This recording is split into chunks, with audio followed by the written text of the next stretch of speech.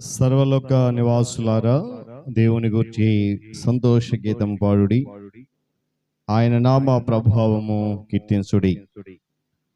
ఆయనకు ప్రభావము ఆరోపించి ఆయనను స్తోత్రించుడి. ఇలాగూ దేవునికి స్తోత్రము చెల్లించుడి.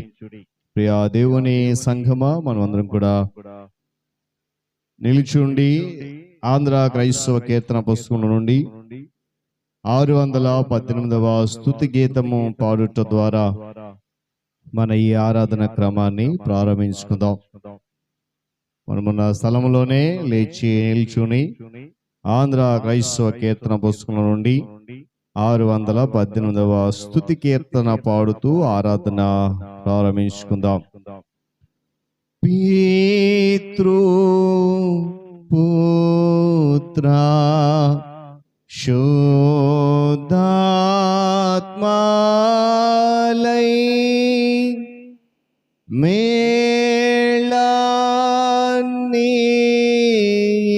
మేళాన్నీచు దేవుని స్తుతించు సర్వా లోకమా స్తుతించు దివ్య సైన్యమా.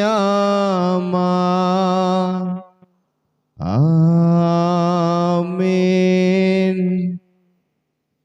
మహోన్నతుడును మహాగణుడు అయినటువంటి మా ప్రియ పరలోక తండ్రి, గొప్ప దేవుడా, మీ నామానికి వేలాది కృతజ్ఞతాస్తుతులు చెల్లిస్తా ఉన్నాను. నీ ఉచితమైన కృపను బట్టి, మీ అపారమైన ప్రేమను బట్టి నా తండ్రి, గడిచిన 4 మాసాలు నీ కృపచాటును దాచి తిరిగి నూతన మాసము 5వ నెలలో ఇటు రీతిగా ప్రారంభ పరిశుద్ధ ఆదివారాధనలో నన్ను మమ్మలను మీరు సజీవులుగా నిలబెట్టారు. అందును బట్టి కృతజ్ఞతలు చెల్లిస్తా ఉన్నాను. ఎండా తీవ్రత వేడి సమయంలో నాయన, మా ప్రయాణాలలో మా కుటుంబాలు నివసిస్తున్నప్పుడు మేము చేసిన పనిపాట్లన్నింటిలో కూడా కృపాక్షేమమును మా వెంట ఉంచి ఆరోగ్యమును నెమ్మదినిచ్చిన విధానం కొరకై స్తోత్రాలు. నా తండ్రి, ఈ ఎండ వాడి దెబ్బ గాలికి నా తండ్రి ఎంతో మంది సమస్యలిపోయి, ఎంతో మంది అనారోగ్యంతో బాధపడుతూ ఉండి నాయన ఎంతో మంది మరణించిన స్థితిలో ఉన్నారు. వారందరినీ మీరు స్వస్థపరచండి. మరణించిన వారి కుటుంబాలు మీరు ఆదరించండి. అయితే నాయన, నన్ను మమ్మల్ని మాత్రము ఆ స్థితిలోనికి వెళ్లకుండా మా కుటుంబాలన్నిటికీ సంతోషమును క్షేమం మీరు ఇచ్చారు. అందరం బట్టి స్తోత్రాలు చెల్లిస్తూ ఉన్నాను. ఇది నాయన, ఈ పరిశుద్ధ ఆరాధన తండ్రి, కుమారుడు, పరిశుద్ధాత్మను త్రియేక దేవుని నామములో ప్రారంభించినప్పుడు పాటల ద్వారా మీ నామాన్ని స్తుతించగలిగాం, ఆరాధన చేయగలిగాం. ఇది నాయన, ఇదిగో తదుపరి ఆరాధన క్రమం వెళ్ళనట్టుండగా చేరవలసిన సంఘం అంతటి మీ చేతికి అప్పగిస్తున్నాను. ఎత్తి పట్టుకోండి, నీ కృపలో నడిపించండి. తదుపరి జరిగినటువంటి ఆరాధన క్రమములో వాక్య పఠనము, విజ్ఞాపనము, సాక్ష్యాలు, స్తుతి ఆరాధన, వాక్య సందేశము, ఆయన 2వ ఆరాధన బల్లకు కూడా మేము సిద్ధపడవచ్చుండగా ఈ ఆరాధన అంతా కూడా నా మహిమతో జరిగించుమని చేరవచ్చిన సంఘ బిడ్డలను మీ చేతికి అప్పగిస్తున్నాం. ఎత్తి పట్టుకుని దీవించండి. రావలసిన సంఘమును ఆయన సకాలం నడిపించి వరకున్నటువంటి మార్గంలోని ఆటంకాలన్నిటిని తొలగించండి. మీరు మాత్రం మహిమ పొందమని ఈ ఆరాధన క్రమముగా మర్యాదగా నీ నామ మహిమాత్మ జరిగించి తద్వారా చేరవచ్చిన అందరికును, ఈ మాటలు వింటున్న బిడ్డలకును నాయన మేలులు, దీవెనలు, ఆశీర్వాదాలు కలుగు చేయమని నజరేయుడైన యేసుక్రీస్తు వారి శ్రేష్టమైన నామములో ఈ ప్రార్థన సమర్పిస్తున్నాను మా తండ్రి. ఆమేన్. మంచిది పిల్లలు, మన మాతకి నిల్చోండి. 51వ సంకీర్తన మొదటి నుండి చివరి వరకు ఉత్తర ప్రస్తుత రీతిగా చదువుతాం. 57వ సంకీర్తన, క్షమించాలి, 51వ సంకీర్తన మొదటి నుండి చివరి వరకు ఉత్తర ప్రస్తుత రీతిగా మనం చదువుదాం. దేవా, నీ కృప చొప్పున నన్ను కరుణింపుము, నివాత్సల్య బాహుళ్యము చొప్పున నా అతిక్రమములను తుడిచివేయము. నా దోషం పోవునట్లు నన్ను బాగుగా కడుగుము, నా పాపం పోవునట్లు నన్ను పవిత్రపరచుము. నా అతిక్రమములు నాకు తెలిసే ఉన్నవి, నా పాపం ఎల్లప్పుడూ నా ఎదుటనున్నది. నీకు కేవలము నీకే విరోధముగా నేను పాపం చేసి ఉన్నాను. నీ దృష్టి ఎదుట నేను చెడుతనము చేసి ఉన్నాను. కావున ఆజ్ఞ ఇచ్చినప్పుడు నీవు నీతిమంతుడిగా ఆగపడదువు, తీర్పు తీర్చినప్పుడు నిర్మలుడిగా ఆగపడదువు. నేను పాపములో పుట్టినవాడను, పాపములోనే నా తల్లి నన్ను గర్భము ధరించెను. నీవు అంతరంగములో సత్యము కోరుచున్నావు, ఆంతర్యమున నాకు జ్ఞానము తెలియజేయదు. నేను పవిత్రుడగినట్లు హిస్సోపుతో నా పాపం పరిహరింపుము, హిమము కంటేను నేను తెల్లగా నున్నట్లు నీవు నన్ను కడుగుము. ఉత్సాహ సంతోషములు నాకు వినిపింపుము, అప్పుడు నీవు విరిచిన ఎముకలు హర్షించును. దేవా, నా నా పాపములకు విముఖుడు ముఖము, నా దోషములన్నిటినీ తుడిచివేయము. దేవా, నా యందు శుద్ధ హృదయము కలుగజేయము, నా అంతరంగములో స్థిరమైన మనస్సును నూతనముగా పుట్టించుము. నీ సన్నిధిలో నుండి నన్ను త్రోసివేయకము, నీ పరిశుద్ధాత్మను నా ఎద్దు నుండి తీసివేయకము. నీ రక్షణానందము నాకు మరలా పుట్టించుము, సమతిగల మనస్సు కలుగజేసి నన్ను దృఢపరచుము. అప్పుడు అతిక్రమము చేయువారికి నీ త్రోవలను బోధించెదను, పాపులను నీ తట్టు తిరుగుదురు. దేవా, నా రక్షణకర్తయగు దేవా, రక్తాపరాధము నుండి నన్ను విడిపింపుము. అప్పుడు నా నాలుక నీ నీతిని గూర్చి ఉత్సాహ గానము చేయును. ప్రభువా, నా నోరు నీ స్తుతిని ప్రచురపరచునట్లు నా పెదవులు తెరవము. నీవు బలిని కోరువాడువు కావు, కోరినట్లా నేను అర్పించదును. దహన బలి నీకు ఇష్టమైనది కాదు. విరిగిన మనస్సే దేవునికి ఇష్టమైన బలులు. దేవా, విరిగి నలిగిన హృదయమును నీవు అలక్ష్యము చేయవు. నీ కటాక్షము చెప్పున సియోనుకు మేలు చేయము, యెరూషలేము యొక్క గోడలను కట్టించుము. చివరి చరణం అందరం కలిసి చదువుదాం. అప్పుడు నీతియుక్తములైన బలులను, దహన బలులను, సర్వాంగ హోమములను మీకు అంగీకృతములగును.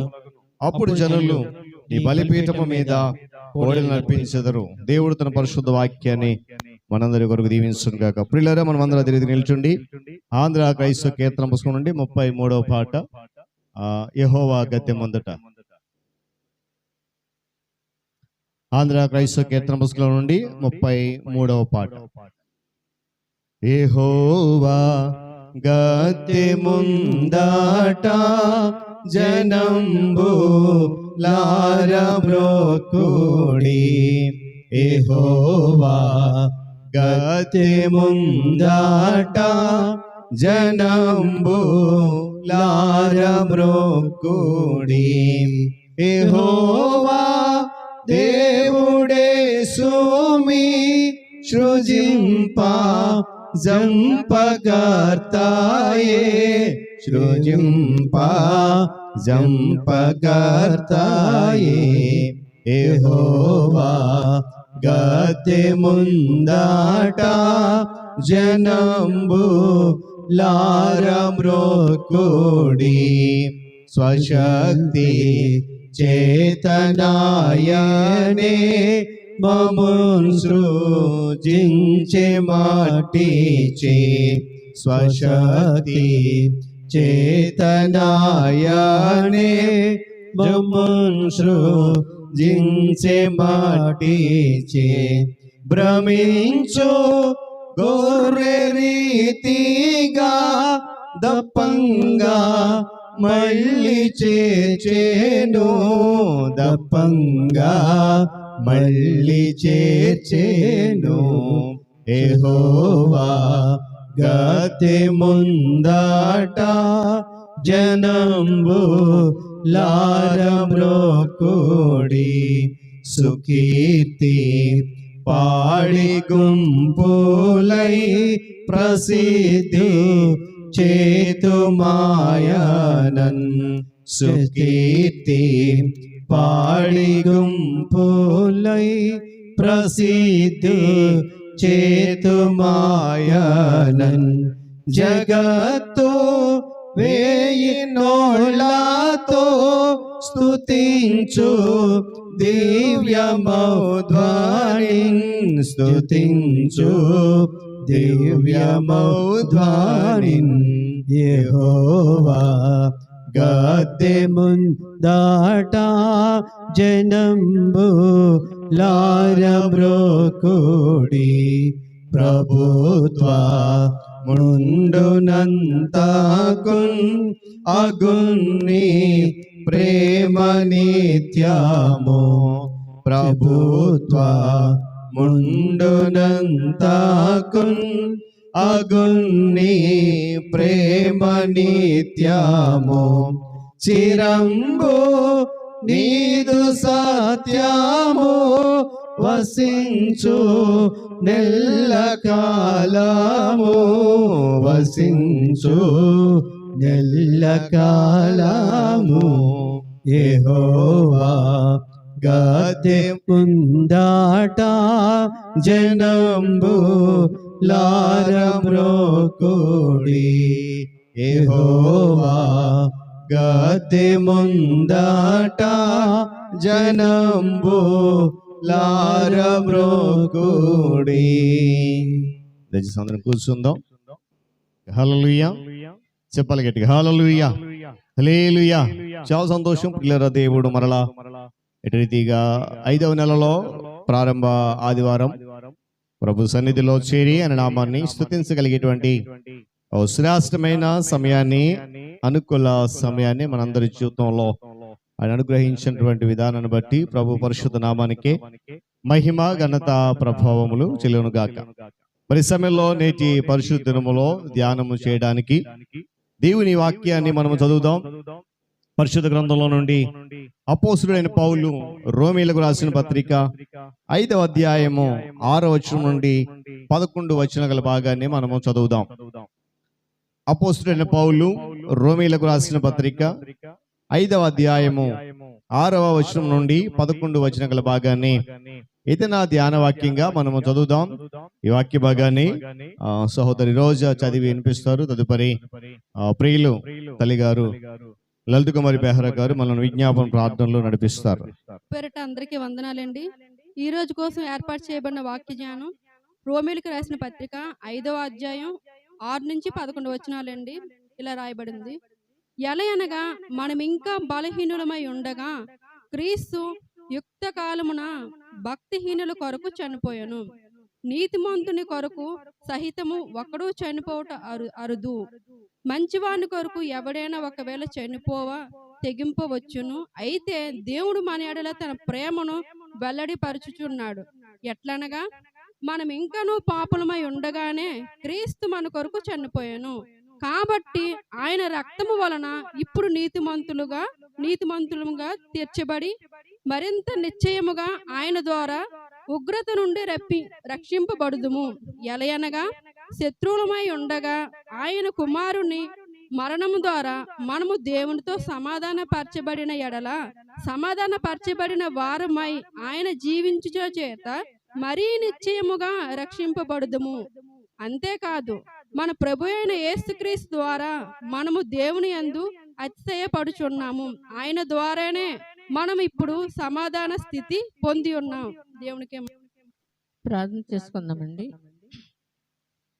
మిక్కిలి ప్రేమ గల మా తండ్రి, పరిశుద్ధుడైన మా ప్రభువా, గడిచిన వారమంతా నీ కృపలో కాచి కాపాడి సహాయం చేసి మమ్మల్ని అందరినీ సజీవ లెక్కలో ఉంచి మరి యొక్క ఈ పునరుద్ధరణ దినమున ప్రభు నీ సన్నిధికి వచ్చి నిన్ను స్తుతించే భాగ్యం మాకు అనుగ్రహించినందుకు నీకు వెళ్ళలేని వందనాలు, స్తుతులు, స్తోత్రమునైనా. స్తోత్రం తండ్రి, స్తోత్రము ప్రభువా. భయంకరమైన దినాల్లో మేము ఉన్నాం ప్రభువా.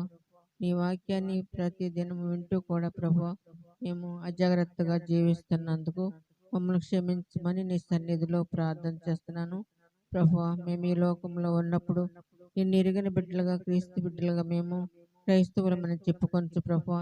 నిన్ను పోలి నడుచుకోవడానికి మాకు సహాయం చేయండి ప్రభువా. క్రైస్తవులని చెప్పుకొనిచున్న మేము నీ గుణ లక్షణాలు కలిగి ప్రభువా మా ప్రతి మాట ద్వారా, మా క్రియల ద్వారా, మా ప్రవర్తన ద్వారా ప్రభువా నేను గణపరిచే వారంగా ఉండడానికి సహాయం చేయమని సన్నిధిలో ప్రార్థన చేస్తున్నాను. దయగల తండ్రి, ఇప్పటి వరకు ప్రభువా పాటలు పాడటం ఎందును ప్రభువా, వాక్య నడిపించట్లో ప్రభువా నీ సహాయం చేస్తే ప్రభువా. చదివిన వాక్యాన్ని బట్టి నీకు వందనాలు ప్రభువా.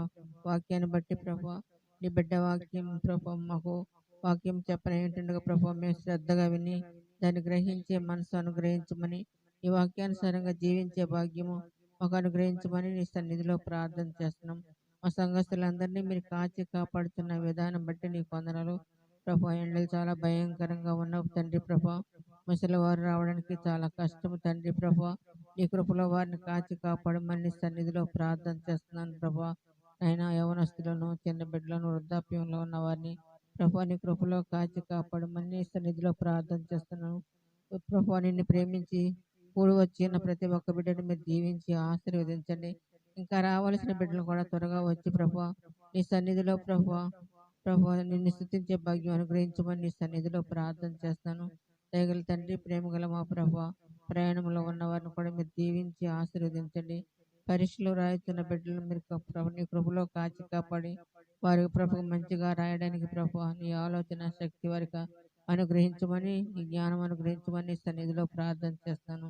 దయగల తండ్రి, ప్రేమగల మా ప్రభు, ఈ విధంగా ఈ ప్రభు ఎక్కడైతే ప్రభు నిన్ను ఆరాధిస్తున్నారో ప్రతి ఒక్క సంఘములో ఆరాధనలో మీరే ఉండి కాచి కాపాడి సహాయం చేసి నీ కృపలో కాపాడమని మా ప్రభువును నీ ప్రియ కుమారుడైన యేసయ్య ద్వారా మిక్కిలి వినయపూర్వకంగా బ్రతిమలాడి వేడుకొనుచున్నాను తండ్రి. ఆమేన్. మన్నించాలి. ఈ సమయంలో మరి వాక్య భాగము చదివి వినిపించినటువంటి రోజైన దేవుడు దీవించును గాక. ప్రార్థనలో నడిపించిన తల్లి గారికి ప్రభునామములో వందనాలు తెలియజేస్తున్నాం. ఆశ్రయమా, ఆధారమా, నీవే నా యేసయ్యా. నా దుర్గమా, నా శైలమా, నీవే నా యేసయ్యా. ఆశ్రయమా, ఆధారమా, నీవే నా యేసయ్యా. నా దుర్గమా, నా శైలమా, నీవే నా యేసయ్యా. నిన్ను విడచి నేనుండలేను, క్షణమైనా నే బ్రతుకలేను. నిన్ను విడచి నేనుండలేను, క్షణమైనా నే బ్రతుకలేను. ఆశ్రయమా, ఆధారమా, నీవే నా యేసయ్యా. నా దుర్గమా, నా శైలమా, నీవే నా యేసయ్యా. చేపలు కొడదాం, చేపలు కొడుతూ దేవుని నామ స్తుతి చేద్దాం. కష్టకాలంలో వచ్చి నన్ను కృంగ తీసిన, అరణ్య రోదనను ఆవరించిన, నా వెంటనే ఉండి కృప చూపించినవయ్యా అని స్తుతులు చెల్లిస్తూ ఆశ్రయమైన దేవ నీవే స్తోత్రం అని చెప్పి హృదయపూర్వకంగా నామను కనపడతాం.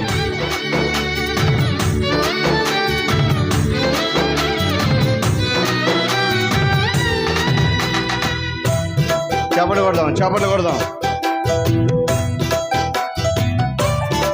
ఆమేన్.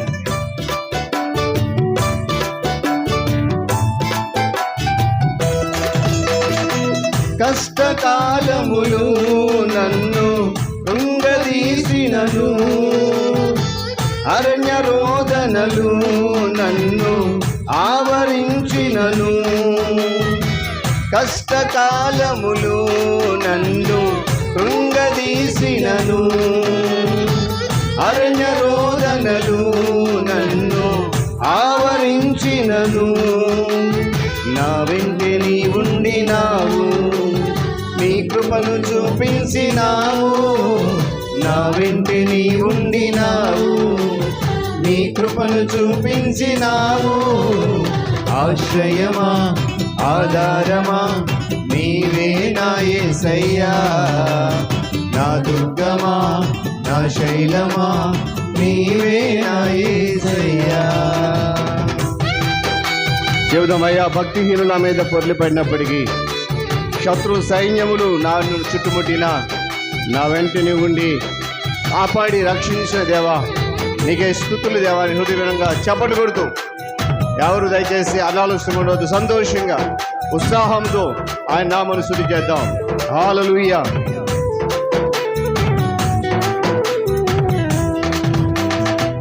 భక్తిహీనులు నాపై పొర్లి పడినాను, శత్రు సైన్యము నన్ను చుట్టిముట్టినను. భక్తిహీనులు నాపై పొర్లి పడినాను, శత్రు సైన్యము నన్ను చుట్టి ఊపిరి ముట్టినను నా వెంటిని ఉండినావు, కాపాడి రక్షించినావు. నా వెంటిని ఉండినావు, కాపాడి రక్షించినావు. ఆశ్రయమా ఆధారమా నీవే నా యేసయ్యా, నా దుర్గమా నా శైలమా నీవే నా యేసయ్యా. చపలు కొట్టాలి, చపలు కొట్టాలి. అయ్యా, మరణ పాశములను చుట్టుకొని ఉన్నప్పుడు, బంధు స్నేహితులను బాధ పెట్టినప్పుడు, ఆయన నేను ఎంతో రోధించినప్పుడు నా వెంట నీ ఉండి దయ చూపించి కాపాడావు దేవా. నీకే స్తోత్రాలు స్తుతులని చెప్పి హృదయపు స్తుతి చేద్దాం. మరణ పాశములు నన్ను ముట్టుకొనగాను, బంధు స్నేహితులు నన్ను బాధ పెట్టినను. మరణ పాశములు నన్ను చుట్టుకొనగాను, బంధు స్నేహితులు నన్ను బాధ పెట్టినను. నా వెంటిని ఉండినావు, దయచూపి దీవించినావు. నా వెంటిని ఉండినావు, దయచూపి దీవించినావు. ఆశ్రయమా ఆధార చెబుదమా నీవే నా యేసయ్యా, నా దుర్గమా నా శైలమా నీవే నా యేసయ్యా. చెబుదాం. ఆశ్రయమా ఆధారమా నీవే నా యేసయ్యా, నా దుర్గమా నా శైలమా నీవే నా యేసయ్యా. నిన్ను విడచి నేనుండలేను, క్షణమైనా నే బ్రతుకలేను. నిన్ను విడచి నేనుండలేను, క్షణమైనా నే బ్రతుకలేను. అందరూ చెప్దాం. ఆధారమా నీవే నా యేసయ్యా, నా దుర్గమా నా శైలమా నీవే నా యేసయ్యా. హృదయపూర్వక తలలో ఉంచి కళ్ళు మూసుకుని ప్రార్థన చేద్దాం. ప్రార్థనలో ఏకీభవిద్దాం. ఆరాధనకు యోగ్యుడైన దేవుడు, అన్ని వేళలా అన్ని సమయాల్లో ఆదరించే దేవుడు, ప్రేమ చూపించే దేవుడు, హృదయపూర్వకంగా నా మనసుది చేద్దాం. ఆరాధనకు నీవే యోగ్యుడు అయ్యా. నేను చేసే నా ఆరాధనలో ఆయన నీకు మాత్రమే కృతజ్ఞత. నీవు నా జీవితంలో చేసిన మేళ్లకు ఆరాధన చెల్లిస్తున్న దేవాని హృదయపూర్వకంగా నా మనసు. ఎవరు దయచేసి అనాలోచితంగా ఉండొద్దండి. ఇది శ్రేష్టమైన సమయం, అమూల్యమైనటువంటి సమయం, ఆరాధించేటువంటి సమయం కనుక ఆ దేవుని నామాన్ని హృదయపూర్వకంగా మనం గణపరచాలని దేవుని సేవకునిగా ప్రేమతో మీకు మనవి చేస్తూ ఉన్నాను. ఎందుకంటే ఆయన చేసిన మేళ్ళు, ఆయన చూపిన కృప, ఆయన చూపినటువంటి కాపుదల నువ్వెన్నటికీ మర్చిపోకూడదు. కనుక హృదయపూర్వకంగా దేవుని నామాన్ని స్తుతి చేస్తూ ఆరాధన చేద్దాం. ఆరాధనకు యోగ్యుడా నిత్యము స్తుతించెదను, నీ మేలులను మరువకనే ఎల్లప్పుడు స్తుతి పాడెదను. చెబుదామా. ఆరాధనకు యోగ్యుడా నిత్యము స్తుతించెదను, నీ మేలులను మరువకనే ఎల్లప్పుడు స్తుతి పాడెదను. ఆరాధనా ఆరాధనా చెప్దామా. ఆరాధనా ఆరాధనా నీ మేలులకై అందరూ చెప్పాలి. నీ దీవెనకై ఆరాధనా. మళ్ళీ చెప్దాం. నీ మేలులకై ఆరాధనా, నీ దీవెనకై ఆరాధనా. ఆరాధనా అందరూ చెప్దాం. ఆరాధనా ఆరాధనా ఆరాధనా ఆరాధనా నీ ప్రేమకై ఆరాధనా చెప్దాం నీ జాలికై ఆరాధనా నీ ప్రేమకై ఆరాధనా నీ కృప కొరకై ఆరాధనా నీ జాలికై ఆరాధనా ఈ స్థితి కొరకై ఆరాధనా అందరూ చెప్దామా ఆరాధనా ఆరాధనా ఆరాధనా ఆరాధనకు యోగ్యుడా నిత్యము స్తుతించెదను నీ మేలులను మరువకనే ఎల్లప్పుడు స్తుతి పాడేదను. ప్రార్థన చేసుకున్నాం. నిజమే, దేవుడు మన జీవితంలో చేసిన మేళ్ళు కేవలము మనం చేసే ఆరాధనకు ఆయన మాత్రమే యోగ్యుడు. ఈ సమయంలో ప్రార్థన చేసుకుందాం. మరి సహోదరి డాక్టర్ సౌజన్య గారు ప్రార్థన చేస్తారు.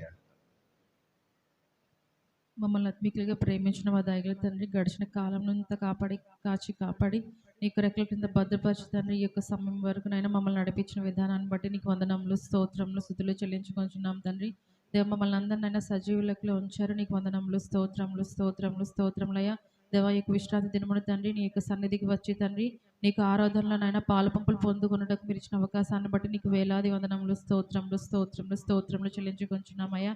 దేవ గడిచిన వారం అంతా తండ్రి మేము చేసిన ప్రతి ఒక్క పనిలోనూ తండ్రి, మా యొక్క ప్రయాణాల్లోనూ దేవ మా యొక్క ఆరోగ్య స్థితిని తండ్రి, కుటుంబం స్థితిని నైనా సమస్తంలోనైనా నీవు కాపాడి నడిపించిన విధానాన్ని బట్టి నీకు వందనములయ్యా. నీకు స్తోత్రములు, స్తోత్రములు తండ్రి.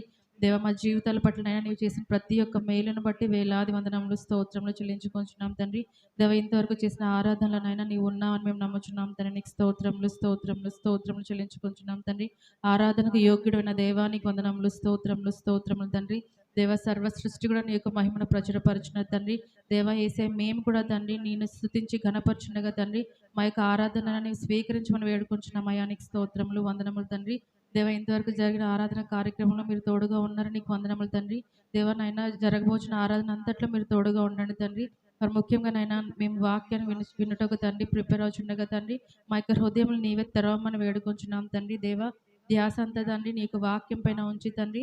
దేవ మేము దాన్ని శ్రద్ధగా విని తండ్రి దాని ప్రకారం నడుచుకునగలటకు సహాయం చేయమని వేడుకుంటున్నాం తండ్రి. దేవ నీకు వాక్యాన్ని వెతుపోచిన నీ యొక్క దైవ సేవకుని జ్ఞాపకం చేసుకున్నాడు అయ్యా. నీకు ఆత్మతో అభిషేకించి తండ్రి మా అందరికీ ఎటువంటి తండ్రి జీవవాక్యంనైనా కావాలో తండ్రి అటువంటి వాక్యాన్నైనా మాకు అనుగ్రహించమని తండ్రి. దేవ జరగబోచిన ప్రతి ఒక్క కార్యక్రమం అంతట్లో నీవు తోడుగా ఉండి నడిపించి మీరే మహిమ పొందమని ఇచ్చిన ప్రార్థన యేసునామములో అడిగి వేడుకుంటున్నాం తండ్రి. ఆమేన్.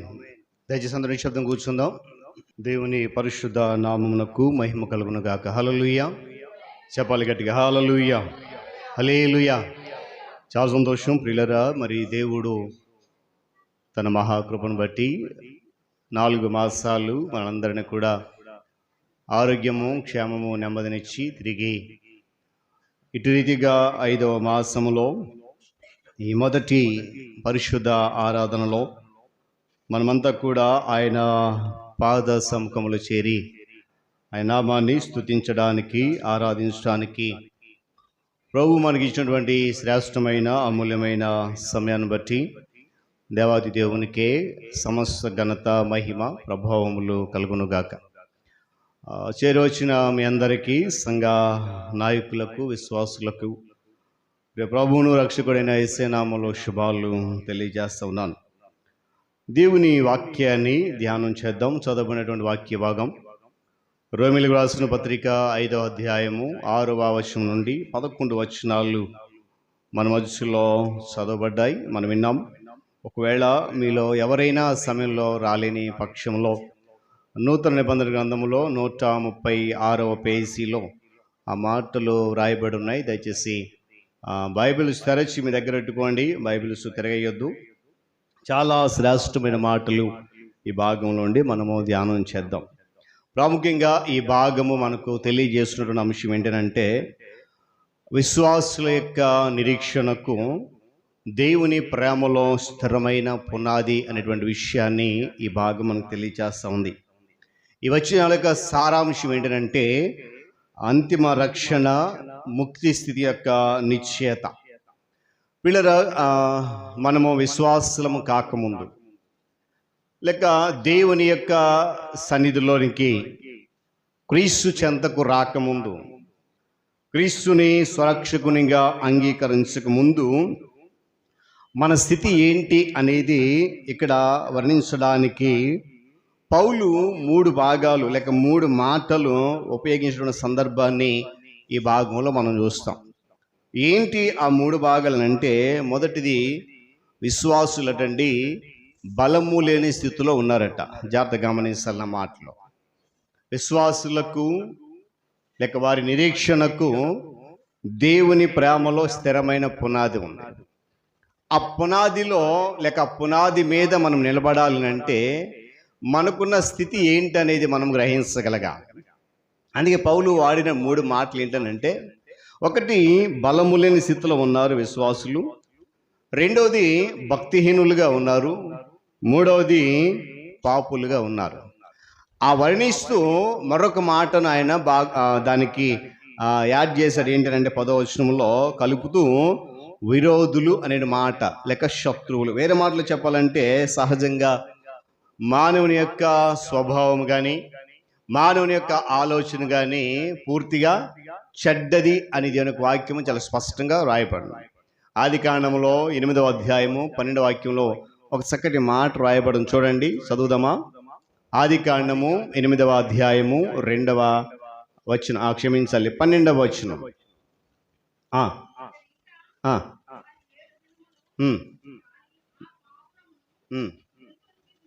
రెండో భాగం చదవండి. 21వ వచనం, క్షమించాలి 21వ వచనం, రెండో భాగం. ఎందుకనగా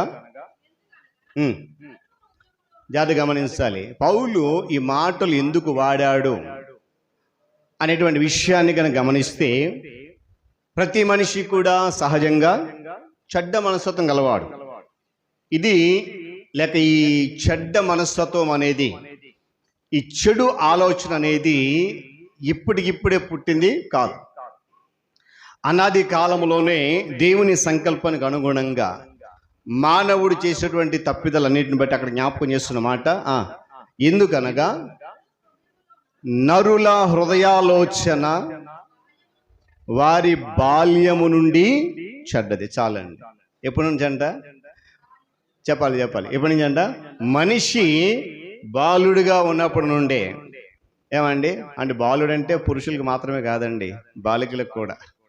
ప్రతి మనిషి బాల్య దశలో ఉన్నప్పటి నుండే వారి యొక్క హృదయ ఆలోచన అంట ఎటువంటిది? చెడ్డది. ఆ చెడ్డదైన ఆలోచన నేటి వరకు కొనసాగుతూనే ఉంది.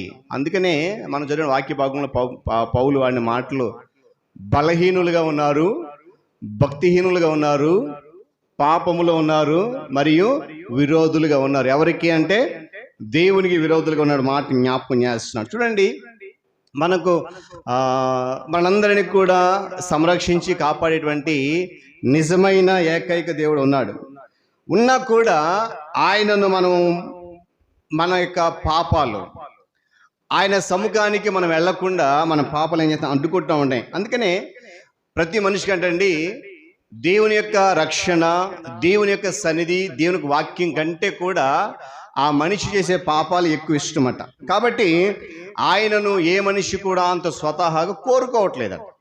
అంటే దేవుని కంటే కూడా ఎక్కువగా తన పాపాన్ని ఇష్టపడుతున్న మనిషి దేవుని కోరుకోవడానికి ఇష్టపడట్లేదు. అందుకే దేవుని వాక్యం అన్నా, దేవుని సన్నిధి అన్నా, దేవుని సహవాసం అన్నా కూడా విశ్వాసులైనటువంటి చాలా నిర్లక్ష్యమైన స్థితి గమనించాలి ఉదయకాల సమయంలో. అయితే అందువల్ల మనము ఆయనకు శత్రువులుగానే ఉన్నాం. ఎందుకంటారా? పాపమంతా కూడా అంటే లోకములో దేవునికి వ్యతిరేకమైనది ఏదైనా కూడా అది పాపమే. ఆ పాపం అంటే ఆయనకి పూర్తిగా విరోధమే. అందుకే కీర్తనకారుడు మనం చదివినటువంటి ప్రచుర పాఠ్యభాగంలో ఒప్పుకుంటున్నాడు, నేను పాపములోనే పుట్టినవాడను, పాపములోనే నా తల్లి నన్ను గర్భము ఒప్పుకుంటా ఉన్నాడు. అయ్యా నేను బాల్యము నుండి అనగా జన్మము నుండే నా స్థితి ఏంటిది? పాపం. మరి రోజు ఆ ధైర్యం మనకి ఎంతమంది ఉంది? ఏమండి, పండితుడు భక్తుడైనటువంటి పౌలు కూడా ఒప్పుకున్నాడు, పాపులలో నేను చెప్పాలి ప్రథముడను, మొట్టమొదటి వాడు నేనే. వాస్తవానికి పౌలు కంటే ముందు చాలా మంది ఉన్నారు పాపం చేసిన వాళ్ళు, పాపులుగా ఎంచబడినాడు. కానీ పౌలు క్రీస్తు చేత పట్టబడిన తర్వాత దేవుని సువార్తను ప్రకటించడం ప్రారంభించిన తర్వాత ఒప్పుకున్నాడు, పాపులలో నేను ప్రధానుడను, ముఖ్యమైన వాడును, లేక మొదటి వాడును ఒప్పుకుంటూ ఉన్నాడు. దేవునికి వ్యతిరేకమైనటువంటి ఏమండి, దేవునికి ఏదైతే వ్యతిరేకంగా ఉందో దాని పక్షాన మనం నిలిచి ఉండడం అంటే ఆయనకు శత్రువులుగా ఉండడమే. దేవునికి ఏదైతే ఇష్టమో దాని పక్షంగా నిలబడాలి. దేవునికి ఏదైతే ఇష్టం లేదో దాన్ని మనం ఏం చేయాలి? పూర్తిగా విడిచిపెట్టాలి. అందుకే భక్తుడు యాకోబు తన పత్రికలో ఒక చక్కటి మాట రాశాడు. చూద్దాం ఒకసారి. 4వ అధ్యాయము 4వ వచనము 2వ భాగం మాత్రం చదవండి. 4వ అధ్యాయము 4వ వచనము 2వ భాగం. కాబట్టి ఎవడు ఈ లోకముతో స్నేహము చేయగోరునో వాడు దేవునికి శత్రువగునది. గమనించాలి. ఉదయకాల సమయంలో నేను మరలా జ్ఞాపకం చేసిన మాట, మీకు ఇష్టమైతే ఆ వచనాన్ని రాసుకుని ఇంటికి చదవండి. ఎవడైతే, గమనించాలి, ఎవడైతే ఈ లోకముతో స్నేహంగా ఉండాలనుకుంటాడో, ఎవరికైతే ఈ లోకంలో స్నేహం కావాలో, ఎవరైతే ఈ లోక స్నేహాన్ని పట్టుకుని దాని వెంట వెళ్తారో వాడు ఏం చేస్తారంట? వాడు ఎవరికి శత్రువు అండి? చెప్పాలి. ఎవరికి శత్రువు? దేవునికి శత్రువు. అందుకే మనం చదువుకున్న వాక్యంలో అంటాడు, మనం ఇంకను శత్రువులమై ఉండగానే. చదువుతారో మాట ఒకసారి. రోమిలికి రాసిన పత్రిక 5వ అధ్యాయం 10వ వచనం చదవండి. ఎలయనగా శత్రువులమై ఉండగా ఆయన కుమారుని మరణము ద్వారా మనము దేవునితో సమాధాన పరచబడిన ఎడల వారమై ఆయన జీవించుట చేత మరి నిశ్చయముగా రక్షించబడి. దేవుని స్తోత్రం కలుగును గాక. మనం ఇంకా అంటే లోకముతో స్నేహం చేస్తున్నాం కాబట్టి దేవునికి చెప్పాలి ఎలా ఉన్నాం? స్నేహితులుగా ఉన్నామా, శత్రువులుగా ఉన్నామా? వాక్యం చెప్తుంది, ఎవడైతే ఈ లోకముతో స్నేహం చేయడానికి ఇష్టపడతాడో వాడు దేవునికి శత్రువు. అందుకే ఇంకా విశ్వాసులుగా ఉండి శత్రువులుగా ఉండగానే ఆయన తన కుమారుడైనటువంటి క్రీస్తును మన కొరకు ఏం చేశాడు? మరణానికి అప్పగించాడు. దేవుని స్తోత్రం కలుగును గాక. చెప్పాలి హల్లెలూయా. అంతేకాకుండా మనలను మనం మంచివారుగా చెప్పుకోవడం, మనలను మనం గొప్పవారుగా చేసుకోవడానికి, మనల్ని మనం హెచ్చించుకోవడానికి, పాపం చేయడం మానేయడానికి, ఏమండి దేవునికి స్నేహితులు అవ్వడానికి మనలో ఎలాంటి శక్తి లేదంటే. నేను మరలా జ్ఞాపకం చేసిన మాటలు, మనల్ని మనము మంచివారుగా చేసుకోవడానికి, రెండోది ఏంటంటే పాపం చేయడం మానేయడానికి, దేవునికి స్నేహితులుగా అవ్వడానికి మనకి ఏమీ లేకుండా పోయింది, శక్తి లేకుండా పోయింది. కారణం ఏంటంటే మన స్థితి ఎలా ఉందంటే బలహీన స్థితిలో ఉంది.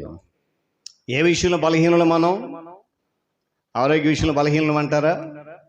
ధనం విషయంలో బలహీనులమా? ఏమండి? లేకపోతే మనకున్నటువంటి బంధువుల విషయంలో బలహీనులం అంటారా? లోక సంబంధమైన వాటి అన్నిటిలో కూడా మనము చెప్పాలి బలవంతులమే. నేను మళ్ళా జ్ఞాపకం చేస్తాను, లోక సంబంధమైన వాటి అన్నిటి విషయంలో మనం బలవంతులమే, కానీ ఆత్మ సంబంధమైన విషయంలో మనం ఎలా ఉన్నాం? బలహీనులుగా ఉన్నాం. అందుకే వాక్యం చెప్తుంది, మీరు ఇంకను బలహీనులుగా ఉండగానే క్రీస్తు మీ కొరకు చనిపోయాడు. దేవుని స్తోత్రం కలుగును గాక. కారణం ఏంటంటే మనము మంచి అంటే దేవుని ఎదుట చూడండి, నేను గతంలో కూడా చాలాసార్లు జ్ఞాపకం చేశాను, మనుషులు ఎదుట మనం మంచివారు అంటే సరిపోదండి. మనుషులు ఎదుట మంచివారు అని సాక్ష్యం పొందుకుంటే సరిపోదండి. నువ్వు మంచివాడు అని, మంచిదానవని, మంచి విశ్వాసు అని, మంచి ఆధ్యాత్మిక సంబంధం వ్యక్తివని దేవుడు సాక్ష్యం ఇవ్వాలి, మనుషులు కాదు. కారణం ఏంటో తెలుసా? మనుషులు ఇచ్చే సాక్ష్యము ఈరోజు రేపటికే, లేదా కొన్ని నిమిషాల వరకే, కొన్ని గంటల వరకే, ఏమండి సంవత్సరాల తరబడి ఉండదు. నువ్వు మంచివాడివి, మంచిదాను అనేటువంటి సాక్ష్యము సంవత్సరాల తరబడి ఉండదండి, ఆ క్షణమే. కానీ దేవుడు నీవు మంచివాడవు అనేటువంటి సాక్ష్యం ఇస్తే అది శాశ్వత కాలము నిలిచి ఉండిపోతుంది. కనుక ఆ మంచి చేయడానికి పాపం చేయడం మానేయాలనుకుంటాం. ఏమండి ఆ పాపం చేయడం మానేయడానికి, ఆ రెండు చేసిన తర్వాత దేవునితో స్నేహితులుగా ఉండడానికి ప్రయత్నం చేస్తున్నాం నేటికి మనం. కానీ మనకు ఆ శక్తి సరిపోవట్లేదు. కారణం ఏంటంటే మనము ఆత్మ సంబంధంగా బలహీనులుగా ఉన్నాం. ఈరోజు మరి ఆ బలహీనత నుండి విడుదల పొందాలనే క్రీస్తు మన కొరకు తన యొక్క యవన ప్రాయమైన ప్రాణాన్ని శిలువ మీద త్యాగం చేశాడు. మరి ఇంకా మనం ఆ బలహీనలుగా ఉంటే చూడండి, శారీరకంగా బలహీనత వచ్చింది అనుకోండి, అలాగే ఉండిపోతామా? చెప్పాలి ఒక మాట సమాధానం. శారీరకంగా బలహీనత వచ్చింది, అది జ్వరం ఏమనివ్వండి, తలబాధ ఏమనివ్వండి, గాయాలు ఏమనివ్వండి, ఏదైనా ఉంటుంది.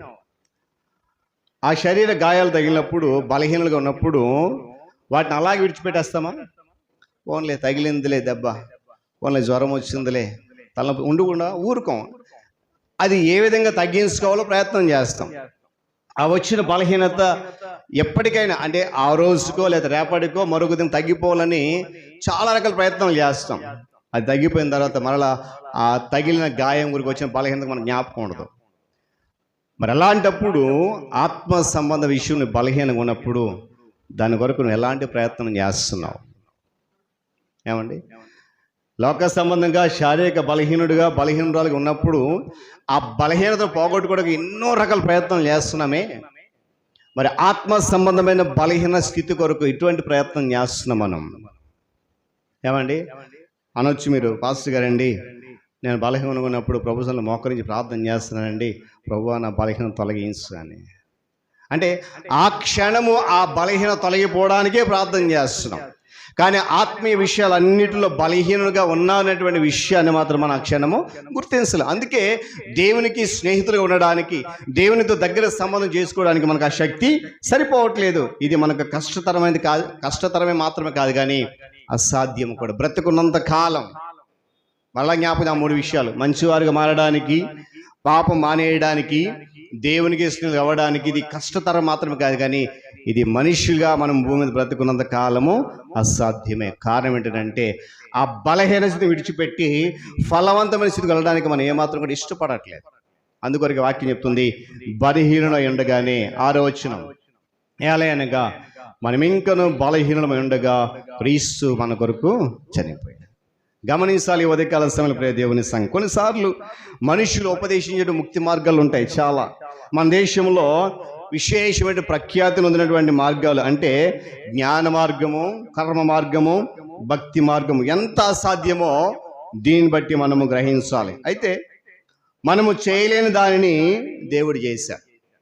ఏమండి, మన పాపాన్ని మనం తొలగించుకోలేకపోతున్నాం, మన బలహీనతను మనము తొలగించలేకపోతున్నాం. మనము చేయలేని దానిని దేవుడు చేశాడు. క్రీస్తు వచ్చి మన స్థానములు వాటిని భరించాడు. దేవుని స్తోత్రం కలుగును గాక. గట్టిగా చెప్ప హల్లెలూయా. మన స్థానం మరణించి మన పాపాలన్నిటిని కూడా మనం నుండి తొలగించేశాడు, తుడిచేశాడు. అందుకే యెషయా గ్రంథం అంటాడు, ఆయన మన పాపములన్నింటినీ తన వీపు మీద మోసుకుని వెళ్ళిపోయాడట. ఎక్కడో ఆ సముద్ర అగాధంలో వాడు విసిరేసాడట. మన పాపాలను ఏం చేశాడంట? ఆయన వీపు మీద మోసుకుని వెళ్ళి మరలా అవి తిరిగి రాకుండా, మరలా ఆ పాపాన్ని మనం జ్ఞాపకం చేసుకోకుండా వాటిని ఎక్కడికో అగాధ సముద్రంలోకి వాటిని ఏం చేశాడంట? విసిరేసాడంట. కానీ మరలా మనం ఏం చేస్తున్నామంటే అదే పాపాన్ని వెతుక్కుంటూ వెళ్తున్నాం. అందరంత దూరం విసిరేశాడు దేవుడు మన పాపాన్ని. ఏమండి, అందరంత దూరం తీసేశాడు దేవుడు మన బలహీనత స్థితిని. అయినా కూడా మనం ఏం చేస్తామంటే మరలా పరిగెత్తుకుంటూ ఆ బలహీన స్థితికి వెళ్తున్నాం, మరలా పరిగెత్తుకుంటూ ఆ పాపాన్ని. ఏమంటే వాక్యం చెప్తుందంట, నీవు ఒక మాట ఉంటుంది కదా, కుక్క తన వాంతికి తిరిగినట్టు అనే మాట. భక్తులు చాలామంది అన్నారు ఆ మాట ఏంటండి, క్రైస్తవ విశ్వాసులకు చాలా చక్కగా సూట్ అవుతుందంట. నా మాట కాదండి, 100 మంది దైవజనులు చెప్పిన మాట. మీకు కోపం వస్తే రావచ్చు, నా మీద నష్టం లేదు. అంటే స్థితిని మార్చుకోవడానికి ఏమాత్రం కూడా ఇష్టపడినటువంటి క్రైస్తవులుగా ఉన్న నేటి సమాజం. నేను గతంలో చెప్పాను, ఎంతకాలం మనం ఆయన గాయాన్ని రేపుతూ ఉంటాం. ఏమండి, పాస్టర్ గారండి నేను బ్రతుకున్నంత కాలం నా ప్రభు నా కొరకు గాయపడాలని నేను అంటావా? నేను బ్రతుకున్నంత కాలం నా ప్రభు నా కొరకు నేను బలహీనుడిగానే బలహీనలు ఉంటాను అంటావా? నేను అంటాను, క్రీస్తు తన 2వ రాకడలో వచ్చినప్పుడు అదే ఫలహీన స్థితిలో ఉండి నరకాగ్ని వెళ్తావు తప్ప దేవుని రాజ్యానికి చేరలేవు. గమనించాలి ఉదయకాల సమయంలో దేవుని బిడ్డలారా, మనం ఆయన నమ్మినప్పుడు క్రీస్తు మూలంగా ఆయన మనం నిర్దోషులుగా ఎంచారు.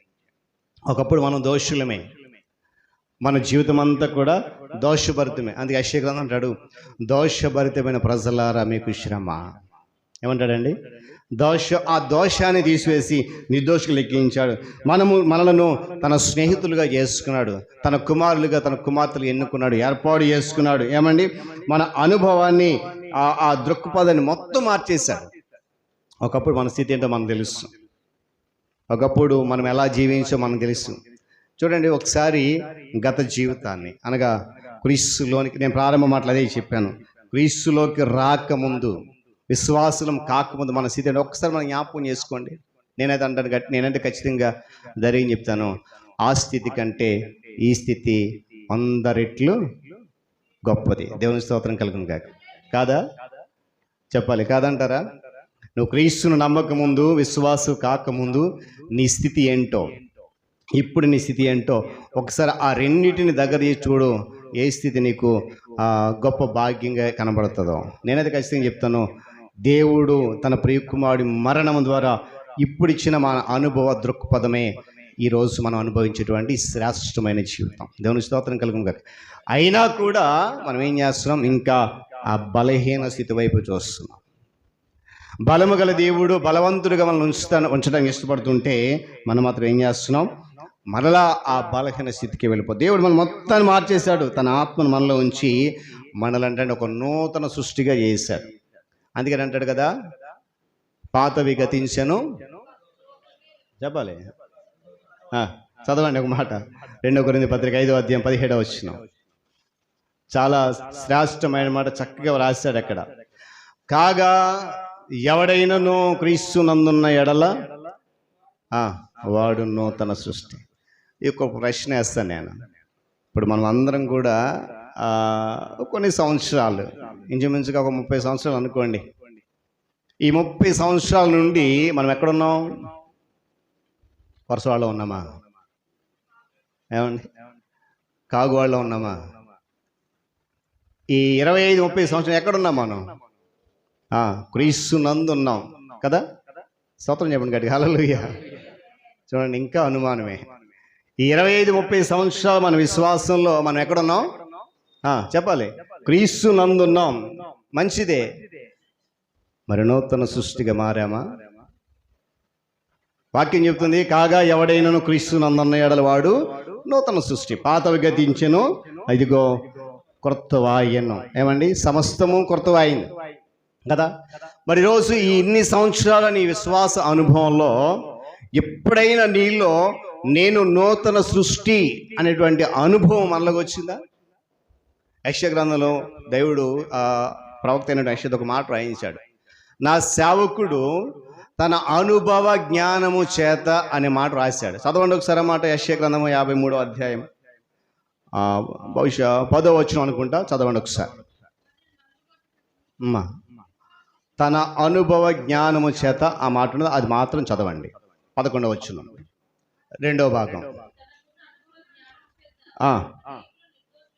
దేవుని స్తోత్రం కలుగును గాక, హల్లెలూయా. చెప్దామా?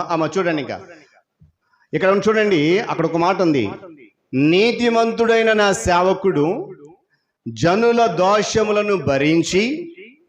ఏమండి? నీతిమంతుడైన నా సేవకుడు జనుల దోషములను భరించి తనకున్నటువంటి అనుభవ జ్ఞానము చేత, తనకు పొందుకున్న అనుభవ జ్ఞానము చేత అనేకులైనటువంటి ప్రజలను ఏం చేస్తాడు? నిర్దోషులు చేస్తాడు. ఏమండి? దోషభరితమైన స్థితుల నుండి ఆ దోషమంతా కూడా ఆయన మోసి, ఆయన మాపి ఈరోజు మనం ఏం చేశాడంట? నిర్దోషులు. దేని చేత? అక్కడ మాట ఉంది, దేని చేత? తన అనుభవ జ్ఞానం చేత. నేను అన్నాను, ఈ 23 సంవత్సరాల విశ్వాస అనుభవంలో ఎప్పుడైనా నేను క్రీస్తునందు నూతన సృష్టి అనేటువంటి నిశ్చయత మనలో ఎంతమంది కలిగింది? సంవత్సరాలు తరబడిపోతున్నా కూడా మనలో ఆ నూతనత్వం అనేది రావట్లేదు. రోజులు గతించిపోతున్నాయి, నెలలు తరబడిపోతున్నాయి, సంవత్సరాలు దాటిపోతున్నాయి, మనం మాత్రం అలాగే ఉండిపోతున్నాం. నూతనత్వం అనేది మనలో రావట్లేదు, నూతన ఉత్సాహం మనలో రావట్లేదు, నూతన ఆధ్యాత్మిక స్థితి రావట్లేదు. అందుకే ఇంకా ఆ బలహీన స్థితి, ఆ ఫలహీన స్థితి మనలో ఉండడం వల్లే క్రీస్తు మన కొరకు ఏం చేశాడంట, చనిపోయాడు. ఇంకా ఆయన చనిపోయి 2024 సంవత్సరాలు అయిపోతున్నా కూడా నేటికి మన బలహీన స్థితిని బట్టి, భక్తిహీన స్థితిని బట్టి ఆయన ఏం చేస్తున్నాడు, మరలా మరణానికి అప్పగిస్తూనే ఉన్నాం. ఆ నూతనత్వాన్ని నేర్చుకోవడానికి ఇష్టపడట్లేదు, నూతనమైనటువంటి వ్యక్తిగా మారడానికి ఇష్టపడట్లేదు. ఏమండి, నూతనమైన ఆధ్యాత్మిక స్థితి మన హృదయంలోకి రావడానికి అంగీకరించట్లేదు. కారణం ఏంటంటే హృదయం అన్నిటికంటే మోసకరమైన. ఈరోజు గమనించండి ప్రియ దేవుని సంఘం, ఈరోజు ఇక్కడ దేవుని వాక్యం, మనము దేవుని ఆత్మ చేత మనము నూతన సృష్టిగా చేయబడ్డాం. ఆ నూతనత్వం మనలో కనబడాలి. ఏమండి, ప్రతి సంవత్సరం మనం తీర్మానం చేసుకుంటున్నాం. ఎప్పుడైనా మీరు ఈ సంవత్సరం అంటే డిసెంబర్ 31వ తారీఖున ఆ వాగ్దానం తీసుకున్న తర్వాత, దేవా ఇదిగో తదుపరి సంవత్సరంలోకి వెళ్తున్నప్పుడు ఈ సంవత్సరం అది నేను నూతనంగా ఉంటాను అని ఎప్పుడైనా తీర్మానం తీసుకున్నారా? అనుభవం మీకుందా? ఉంటే దేవుని స్తోత్రం. నేను అంటాను, ఒకవేళ లేకపోతే వచ్చే సంవత్సరం బ్రతుకుంటే అని నేను తీసుకోండి. ఏమని? నేను ఒక నూతన సృష్టిగా ఉంటాను, ఒక నూతన వ్యక్తిగా ఉంటాను. చూడండి, చాలామంది సందర్భాల్లో మనం తీసుకున్న నిర్ణయాలు ఏంటంటే, ఈ సంవత్సరంలో కుదిరినప్పుడల్లా శుక్రవారం ఉపవాసం ఉంటాను, మొదటి తీర్మానం. రెండోది ఏంటంటే, అవకాశం ఉన్నప్పుడల్లా ఆదివారం ఆరాధనకు వస్తాను, రెండవ తీర్మానం. మూడవది ఏంటంటే, ఎప్పుడైనా అవకాశం ఉంటే కుటుంబ ప్రార్థన పెట్టుకుంటాను. మరొకటి ఏంటంటే, ఇంకా నాకు అవకాశం ఇస్తే, ఆరోగ్యం ఇస్తే నీ కొరకు ఏదైనా చేస్తాను, ఏదైనా ఫలాన్ని చేస్తాను కాదు. ఇలాంటి తీర్మానాలు చేసుకుంటాం తప్ప ఈ నూతన సంవత్సరంలో నేను నీ కొరకు ఒక నూతన వ్యక్తికి బ్రతుకుతాను అనేటువంటి ఆ తీర్మానము మనలో చాలామంది చేసుకోరు. దేవుడు చాలా శ్రేష్ఠమైన వాగ్దానాలు ఇస్తూ ఉంటాడు మనకి, కానీ ఆ వాగ్దానాలు ఏం చేస్తాం, తీస్తాము, బైబిల్ పెట్టి ఇంటికి పెట్టుకెళ్ళి బీరువాలో పెడతాం. మరలా సంవత్సరం తర్వాత వాగ్దానం గుర్తుండదు. మరి ఇంకెలా అయిపోతాం నూతన సృష్టిని దేవునితో? గమనించాలి ఉదయకాల సమయంలో ఈ మాటలు చూడండి. ఆ తదుపరి మాటలు గమనిస్తే 9-10 వచనాల్లో కూడా చాలా శ్రేష్టమైన మాటలు రాశాడు పౌలు భక్తుడు. చాలా అనుభవంతో దేవుని ఆత్మచేత నింపబడి, ఏమండి, క్రీస్తు శిలువ దగ్గర వెళ్ళేటటువంటి దేవుని ప్రేమ మీద ఆధారపడి మనకు నేర్పిస్తున్నటువంటి విషయం ఏంటంటే, విశ్వాసులు ఇంకను అపనమ్మకంతో ఆయనకు శత్రువులుగానే ఉండి, ఏమండి, క్రీస్తు విశ్వాసుల కోసం చనిపోయిన వారు నమ్మినప్పుడు మనమంట నిర్దోషులుగా ఉంటామంట. ఆ 9-10 వచనాలు మీరు చదవండి ఒకసారి. తర్వాత, ఆయన రక్తం వలన ఇప్పుడు నీతిమంతులకు తీర్చబడి మరింత నిశ్చయముగా ఆయన ద్వారా ఉగ్రత నుండి రక్షించబడతాం. నేను అంటాను, దేవుని యొక్క ఉగ్రత నుండి మనం తప్పించబడాలి అని అంటే మనకున్నటువంటి ఆ బలహీనటువంటి స్థితి మనలో నుండి తొలగిపోవాలి. దేవుని ఉగ్రత నుండి మనం తప్పించబడాలి అంటే మనలో ఉన్నటువంటి ఆ భక్తిహీనత అనేది తొలగిపోవాలి. దేవుని ఉగ్రత నుండి మనం తప్పించబడాలి అంటే మనలో ఉన్నటువంటి ఆ పాప స్వభావాన్ని పూర్తిగా విడిచిపెట్టేయాలి. అంతేగా మాటలు. కాబట్టి ఆయన రక్తం వలన, క్రీస్తు రక్తం వల్ల మనం ఏం చేయబడ్డాం, నీతిమంతులు తీర్చబడ్డాం. అయితే రానున్న దినాల్లో అది నిశ్చయముగా ఆయన ఉగ్రత నుండి తప్పించబడాలి అని అంటే ఆయన రక్తములో కడగబడిన మనము ఎలా మారాలి, ఒక నూతన సృష్టిగా మారాలి. అలా మారినప్పుడే దేవుని ఉగ్రతను మనం తప్పించబడతాం. చూడండి, దేవుడు అంటే విశ్వాసులందరినీ కూడా దేవుడు అంటే తన స్నేహితులు ఎంచుకున్నాడంట. ఇది ఎవరు కూడా కొట్టివేయలేనటువంటి సత్యం. ఆయన మన విశ్వాసులను ఆ రక్షణ స్థితిలోనే ఉంచుతూ వారి కోసము తన ప్రియకుమారుడు క్రీస్తును ఆ యొక్క మరణానికి అప్పగించినప్పుడు అంటండి, ఆయన పూర్తిగా ఆ పని ముగిస్తాడు. అంటే మనలో ఆయన ఏ కార్యమైతే ప్రారంభించాడో, ఏ పని అయితే నూతనంగా మనలో పుట్టించాడో ఆ పనిని చివరికి ఎవరు ముగిస్తారంట, ఆయనే ముగిస్తాడు. అది మరింత తిరుగులేనటువంటి సత్యం. ఇక్కడ చూడండి, ఈ దేవుని కోపం అంటే ఉగ్రత అంటే చూడండి, సాధారణంగా బైబిల్లో పాత నిబంధన గ్రంథంలో చాలా సందర్భాలు దేవుడు ఇశ్రాయేలు ప్రజలను కోపడిన సందర్భాలు మనం చూస్తూ ఉంటాం. ఎందుకు కోపడ్డాడు అని అంటే మనలో చాలామంది తెలుసు, కొంతమంది తెలియదు.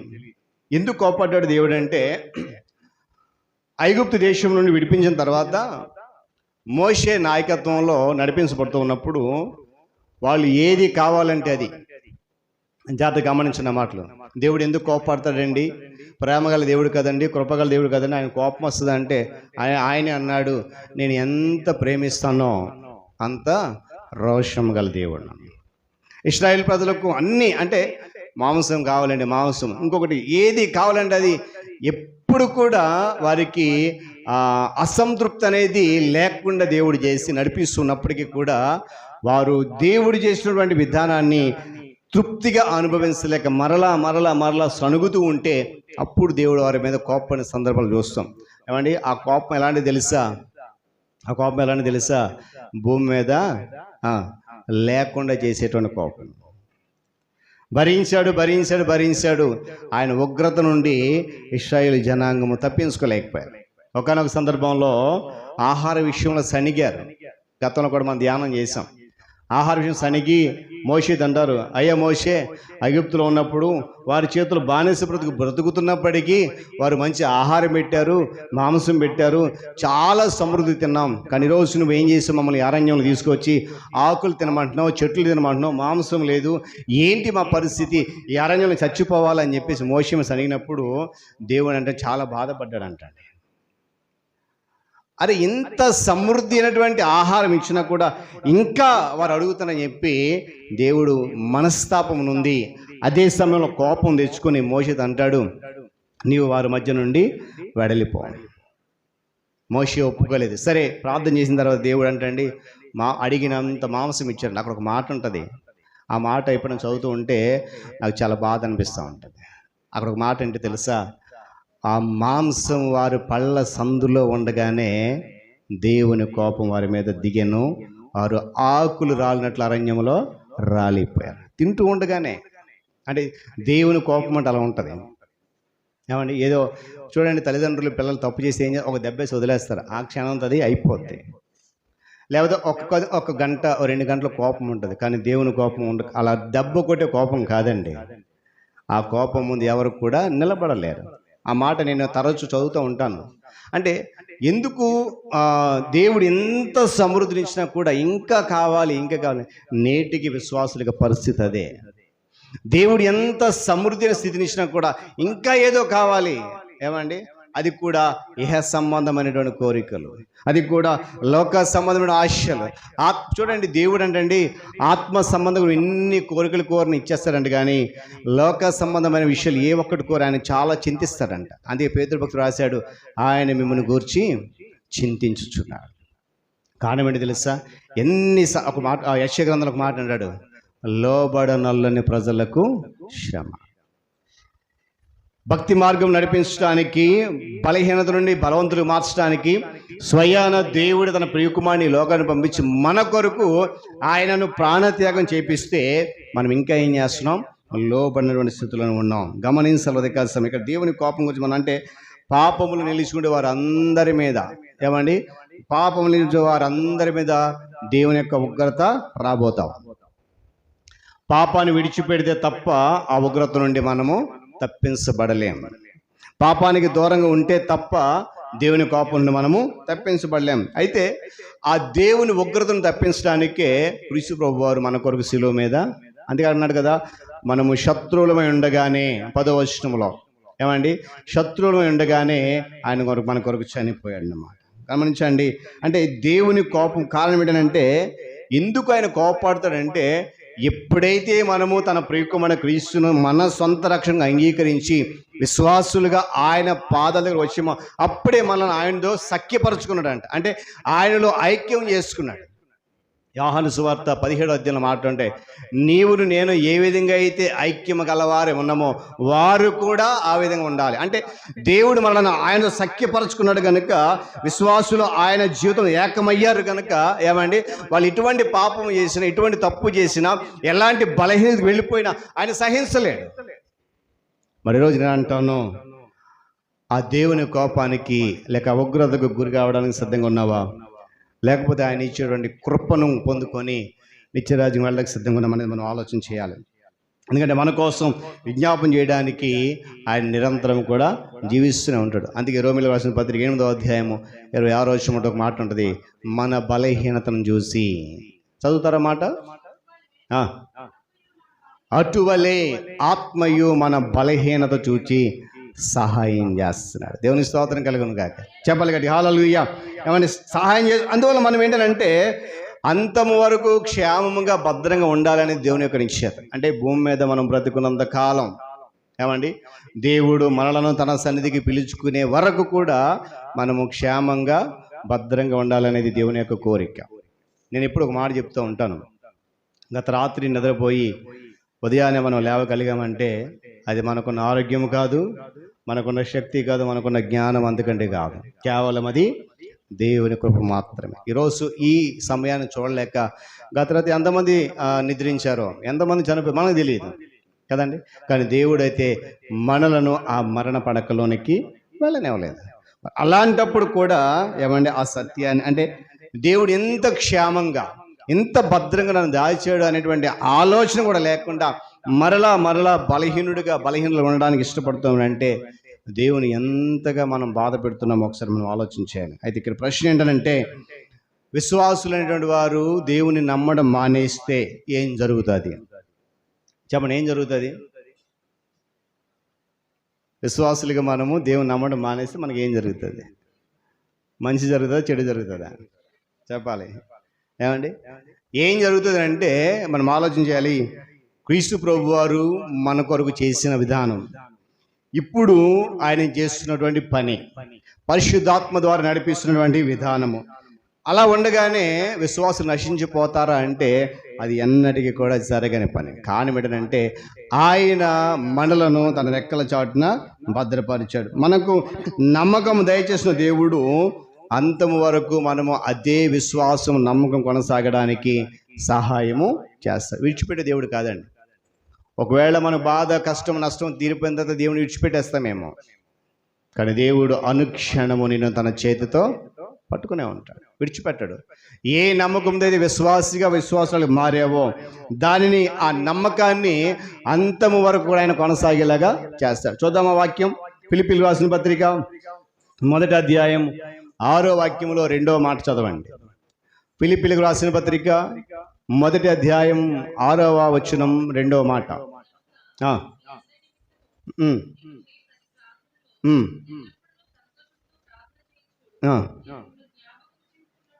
కొంచెం పైకి చదవండి. మొదటి నుండి మీలో ఇంకా పైకి. మీలో ఈ సత్క్రియను ఆరంభించిన వాడు యేసుక్రీస్తు దినం వరకు దానిని కొనసాగించునని రూఢిగా నమ్ముచున్నాను. దేవుని స్తోత్రం కలుగును గాక. చెప్పాలి గట్టిగా హల్లెలూయా. దీని అర్థం ఏంటంటే నేను ఇందాక చెప్పాను, ఏ నమ్మకం అయితే దేవుడు మనకు దయచేస్తాడో అదే నమ్మకంలో మనము చివరి వరకు సాగిపోగలం. అలా చేస్తాడు. అది అన్నట్టు చూడండి, మీలో ఈ సత్క్రియ ప్రారంభించిన వాడు, మీలో ఈ మంచి, చూడండి దేవుడు అంటే మన అందరినీ మంచి చేయడానికే భూమి మీద ఉంచాడట. ఏం చేయడానికంట? చెప్పాలి, ఏం చేయడానికి? మనమందరం కూడా మంచి చేయడానికే దేవుడు తన కొరకు మనం మార్చుకున్నాడు. మరి ఇందాక అడిగిన ప్రశ్న మరలా అడుగుతా ఉన్నాను. ఈ 23 సంవత్సరాల ఈ క్రైస్తవ అనుభవంలో ఎంతమందికి మనం మంచి చేయగలిగాం? సరే, ఎంతమందికి అనేది ప్రక్కన పెడితే మనకు మనముగా దేవుని ఎదుట మంచి వారికి ఎప్పుడైనా కనపరుచుకున్నామా అంటే ఎందుకు మాట జ్ఞాపకం అంటే మీలో ఈ మంచి క్రియ ప్రారంభించిన వాడు ప్రభు రాకడ దినం వరకు దాన్ని కొనసాగిస్తాడు. అందులో ఎటువంటి సందేహము లేదు. మరి ఆ మంచిని కొనసాగించక మనం ఇష్టపడుతున్నామా? ఏమైనా మనలో ఉన్నటువంటి చెడుతనాన్ని, మనలో ఉన్న చెడు ఆలోచన, చెడు ప్రవర్తన, చెడు తలంపులు ఇవన్నీ తొలగించుకొని వాక్యం చెప్తున్నట్లుగా ఆయన నాలో మంచి క్రియ ప్రారంభించాడు కనుక దానిని నేను క్రీస్తు వచ్చే వరకు కొనసాగించాలి. దాన్ని కొనసాగించేవాడు ఆయనే. అందుకనే పౌలుకు మాట్లాడాడు కదా, ఒక చక్కటి మాట చదువుదామా? దాన్ని కొనసాగించేవాడిని క్రీస్తు వైపు చూచుతున్న మాట చూద్దామా? హెబ్రీయులకు రాసిన పత్రిక 12వ అధ్యాయం 2వ వచనం చదవండి. ఇంత గొప్ప సాక్షి సమూహము మేఘం వలె మనలను ఆవరించి ఉన్నందున మనము కూడా ప్రతి భారమును సులువుగా చిక్కులు పెట్టి పాపమును విడిచిపెట్టి, జాగ్రత్తగా గమనించాలి ఇక్కడ, విశ్వాసమునకు కర్తయు దానిని కొనసాగించువాడునైన యేసు వైపు చూచుచు మన ఎదుట ఉంచబడిన పందెములో ఓపికతో పరిగెత్తాలి. దేవుని స్తోత్రం కలుగును గాక. గట్టిగా చెప్పు హల్లెలూయా. మనలో మంచి క్రియ ప్రారంభించినటువంటి దేవుడు మరలా తన ప్రియ కుమారుడు మన రక్షకుడు యేసు వచ్చే వరకు కూడా దాన్ని ఏం చేస్తాడంట, కొనసాగిస్తాడు. దాన్ని ఖచ్చితంగా మనం నమ్మాలి. ఇక్కడ పౌలు అదే అంటున్నాడు, రూఢిగా నేను నమ్ముతా ఉన్నాను, మీలో ఏ మంచి క్రియ అయితే ప్రారంభించాడో ఆయన మరలా ప్రభు వచ్చే వరకు దాన్ని ఏం చేస్తాడు, ఆ మంచి పని నుండి తొలగిపోనేవాడు. కానీ అపవాది ఏం చేస్తాడంటే మళ్ళీ నా మంచి మార్గంలో నాడేవనేవాడు. అందుకే ఇక్కడ ఒక మాట చూడండి, విశ్వాసమును కర్తయు దానిని కొనసాగించువాడని యేసు వైపు చూచుచు మన ఎదుట ఉంచబడి పందెంలో ఏం చేయాలి, ఓపికతో పరిగెత్తాలి. పరిగెడుతున్నామా విశ్వాసంలో? ఒకసారి మనం ఆలోచించేద్దాం. ఈరోజు చూడండి, విశ్వాసం సంరక్షించడానికి, వారిని భద్రంగా కాపాడడానికి అన్ని చర్యలు తీసుకున్న దేవుడు, అన్ని విధాలుగా కాపలా కాసిన దేవుడు వారిలో ఉన్న నమ్మకం అనేటువంటి అత్యంత ప్రాముఖ్యమైన విషయంలో వారి తప్పిపోకుండా కాపాడలేడంటారా? తప్పకుండా ఆయన కాపాడతాడు. అన్ని జాగ్రత్తలు తీసుకున్నాడు ఈ విషయంలో, అంతటా సమకూరుస్తున్నాడు సమృద్ధిగా. అలాంటి దేవుడు నువ్వు నమ్మకం నుండి తప్పిపోతున్నావు అంటే చూస్తూ ఊరుకుంటాడండి? ఆయన చూస్తూ ఊరుకునే దేవుడు తప్పిపోకుండా తప్పనిసరిగా కాపాడుతాడు. అలా అనుకోవడానికి మనకున్న మన బుద్ధికి అనుగుణమా, లేకపోతే దేవునికి వాక్యానికి అనుగుణమా అని అంటే అది ఏమాత్రం కూడా కారణం ఏంటంటే ఆయన చేజారిపోతున్న దాన్ని చూస్తూ ఊరుకోడు. అందుకే ఆ యొక్క లూకాసు వార్తలో 2 ఉపమానాలు చెప్పాడు. ఒకటి తప్పిపోయిన గొర్రెపిల్ల, రెండవది పోగొట్టుకున్నటువంటి నాణ్యం గురించి. అంటే వాళ్ళు దొరికినప్పుడు ఎంతగా సంతోషించే దేవుడు కూడా తప్పిపోతున్న వారు ఎవరిని కూడా విడిచిపెట్టడానికి ఆయన ఏమాత్రం కూడా ఇష్టపడే దేవుడు కాదు. ఆయన తప్పిపోకుండా విశ్వాసులను తమ విశ్వాసం తప్పిపోకుండా కాపాడేటువంటి సమర్థుడు. అందుకే మనం ఇందాక ఏమండి, ఆశ్రయమా ఆధారమా నీవే అని పాడాం. అన్ని వేళలా ఆశ్రయమైన దేవుడు, ఆధారమైనటువంటి దేవుడు. ఇప్పుడు దీన్ని బట్టి మనం అర్థం చేసుకుంటే అంటే దేవుడు మన కొరకు చేసిన ఈ ప్రక్రియ అంతా కూడా మనలో ఒక మహానందాన్ని కలిగించాలి. చాలామంది కంటండి దేవుని వాక్యం ఎంత సమృద్ధిగా విత్తబడినా కూడా వాళ్ళు ఆనందం కలగదట. కారణం ఏంటో నాకు తెలియదు. ఏమండి, దేవుని వాక్యం సమృద్ధిగా విత్తబడినప్పుడు కూడా ఆ వాక్యము వారిలో ఏం చేయలేదట, ఆనందాన్ని కలిగించలేదంట. వాస్తవానికి ఈ భాగాన్ని ఒకళ్ళ మీకు ఇష్టమైతే ఇంటికి చదువుకోండి. రోమపత్రిక 5వ అధ్యాయం 6-11 వచనాలు. ఈ భాగాన్ని మరలా చదవగలిగితే నేను అంటాను, ఒకవేళ ఇప్పటి వరకు నీలో ఆ మహా ఆనందం కలగలేదేమో, కానీ ఈ వాక్యం నువ్వు చదువు, తప్పకుండా ఆనందం దేవుడు ఇస్తాడు. దేవుని స్తోత్రం కలుగును గాక. చెప్పాలి హల్లెలూయా. ఎందుకంటే పిల్లరా, ప్రభువు చేసినటువంటి ఆ త్యాగము మర్చిపోలేనిదండి. ప్రభు చేసిన ఆ గొప్ప త్యాగము మనం ఎన్నటికీ కూడా తీర్చలేనటువంటి రుణం. ఎమ్మటి ఇన్ని చేసినా కూడా. కాబట్టి మనం ఇంకా బలహీనులుగా, భక్తిహీనులుగా, పాపులుగా, శత్రువులు ఉండి ఆయనను మరలా మరణానికి అప్పగిద్దామా? మరలా ఆయనను సిలువ వేద్దామా? లేకపోతే సిలువ మీద నుండి ఏమని దిగి ఆ సమాధి చేయబడి తిరిగి ఆ విజయాన్ని సాధించినటువంటి పునరుద్ధరణ క్రీస్తును చూస్తూ మన బలహీన స్థితిని, భక్తిహీన స్థితిని, పాపపు స్థితిని, ఆ యొక్క విరోధమైనటువంటి స్థితిని పోగొట్టుకొని ప్రభుతో ఏకమై ఉందామో ఒకసారి మనం ఆలోచన చేయాలి. ఈరోజు సంఘముకి ఈరోజు మనం ఇక్కడ కూర్చున్నామనంటే అది మన గొప్పతనం కాదు, అది కేవలం దేవుని కృప. కారణం ఏంటంటే వాక్యం చెప్తుంది, ఆయన తన స్వరక్తి నుంచి సంపాదించినటువంటి సంఘం ఇది. ఆ సంఘాన్ని ఆయన ఎలా ఉంచబోతున్నాడో ఒక్క మాట చదివి ప్రార్థన చేసుకుందాం. ఎఫెసీయులకు రాసిన పత్రిక 5వ అధ్యాయము 27వ వచనం 2వ భాగం చదవండి. అటువల్లే క్రీస్తు కూడా సంఘమును ప్రేమించి అన్న మాట చదవండి. అటువలే క్రీస్తు కూడా సంఘమును ప్రేమించి, జాగ్రత్తగా గమనించాలి, అది కళంకమైనను ముడత అయినను అట్టిది మరి ఏదైనా లేక పరిశుద్ధమైనది గాను నిర్దోషమైనది గాను మహిమగల సంఘము గాను ఆయన తన ఎదుట దానిని నిలబెట్టుకోవాలని వాక్యముతో ఉదక స్నానము చేత పరిశుద్ధపరచడానికి సంఘము కొరకు తన్ను తాను అప్పగించుకున్నాడు. మనం చదివిన వాక్య భాగం అదే. మన బలహీనులుగా, భక్తిహీనులుగా, పాపులుగా, శత్రువులు ఉండగానే ఆయన చనిపోయాడు. కాబట్టి ఇప్పుడు గమనించండి, మన బలహీనత, భక్తిహీనత, పాపపు స్థితి నుండి బయటికి వద్దాం. క్రీస్తు చేసిన ఆ త్యాగాన్ని ఏమని స్మరణ చేసుకుందాం. ఎందుకంటే ఆ నేను మరలా జ్ఞాపకం చేస్తున్నాను, ఆ త్యాగానికి మనం ఏమిచ్చినా రుణము తీర్చలేము. అంతటి గొప్ప త్యాగం చేశాడు ఆయన. కనుక ఈ 3 విషయాలు మన జీవితంలో ఒకసారి నెమరు వేసుకుందాం. నేను ఇంకా ఈ బలహీనమైన స్థితిలో ఉన్నాను, ఆ స్థితిని విడిచిపెట్టాలి, ఇంకా నేను భక్తిహీనులుగా ఉన్నాను, అందుకొరకే ప్రభు నా కొరకు చనిపోయాడు. నేను ఇంకా చూడండి 8వ వచనం, అయితే దేవుడు మన ఎడల తన ప్రేమను వెల్లపరుచున్నాడు, ఎట్లనగా మనం ఇంకను పాపులమై ఉండగానే క్రీస్తు మన కొరకు చనిపోయాడు. 4వది ఏంటంటే ఆయన శత్రువై ఉండగానే మనలను శత్రుత్వం నుండి లేక ఆ విడుదల నుండి కాపాడి తండ్రి దేవునితో సమాధానపరచడానికి ఈ లోకానికి వచ్చాడు. కనుక విశ్వాసులుగా మనకున్న నిరీక్షణ, ఆ నిరీక్షణకు దేవుని ప్రేమలో స్థిరమైన పునాది ఉంది. కనుక ఆ పునాది మీద కట్టుబడి దేవుని రాకడ వచ్చే వరకు స్థిరంగా ఉండి ఆయనతో పాటు ఎత్తబడాలి అని అంటే మనలో ఈ లక్షణాలన్నీ కూడా తొలగిపోవాలి. ఏ లక్షణాలు అవి చెప్పాలి? బలహీనత తొలగిపోవాలి, భక్తిహీనత తొలగిపోవాలి, పాపపు స్థితి విడిచిపెట్టాలి, శత్రువులమైన అంటే దేవుని మాటకు విరోధమైనటువంటి పరిస్థితులన్నీ కూడా మనలో విడిచిపెట్టాలి. అప్పుడే ఆ స్థిరమైన పునాది మీద కట్టుబడి ప్రభు రాకడ కొరకు ఎదురు చూస్తున్నప్పుడు తప్పకుండా ఆయనతో పాటు ఎత్తపడతాం.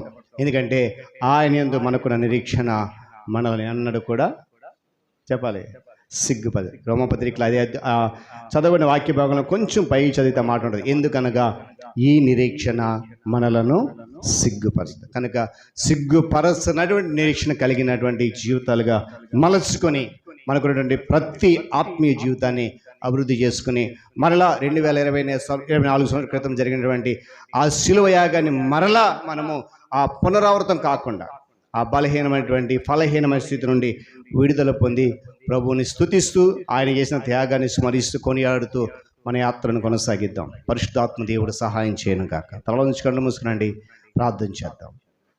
తలలోంచి కళ్ళు మూసుకునండి, ప్రార్థన చేద్దాం. నీవు నా తోడు ఉన్నవయ్యా, నాకు భయమేల నా యేసయ్యా, నీవు నాలోనే ఉన్నవయ్యా, నాకు దిగులేల నా మెస్సయ్యా, నీవు నా తోడు. హృదయపూర్వక ప్రార్థనలోకి వెళ్దాం, చెబుదాం దేవునితో. నాకు భయమేల అందరూ చెప్దాం.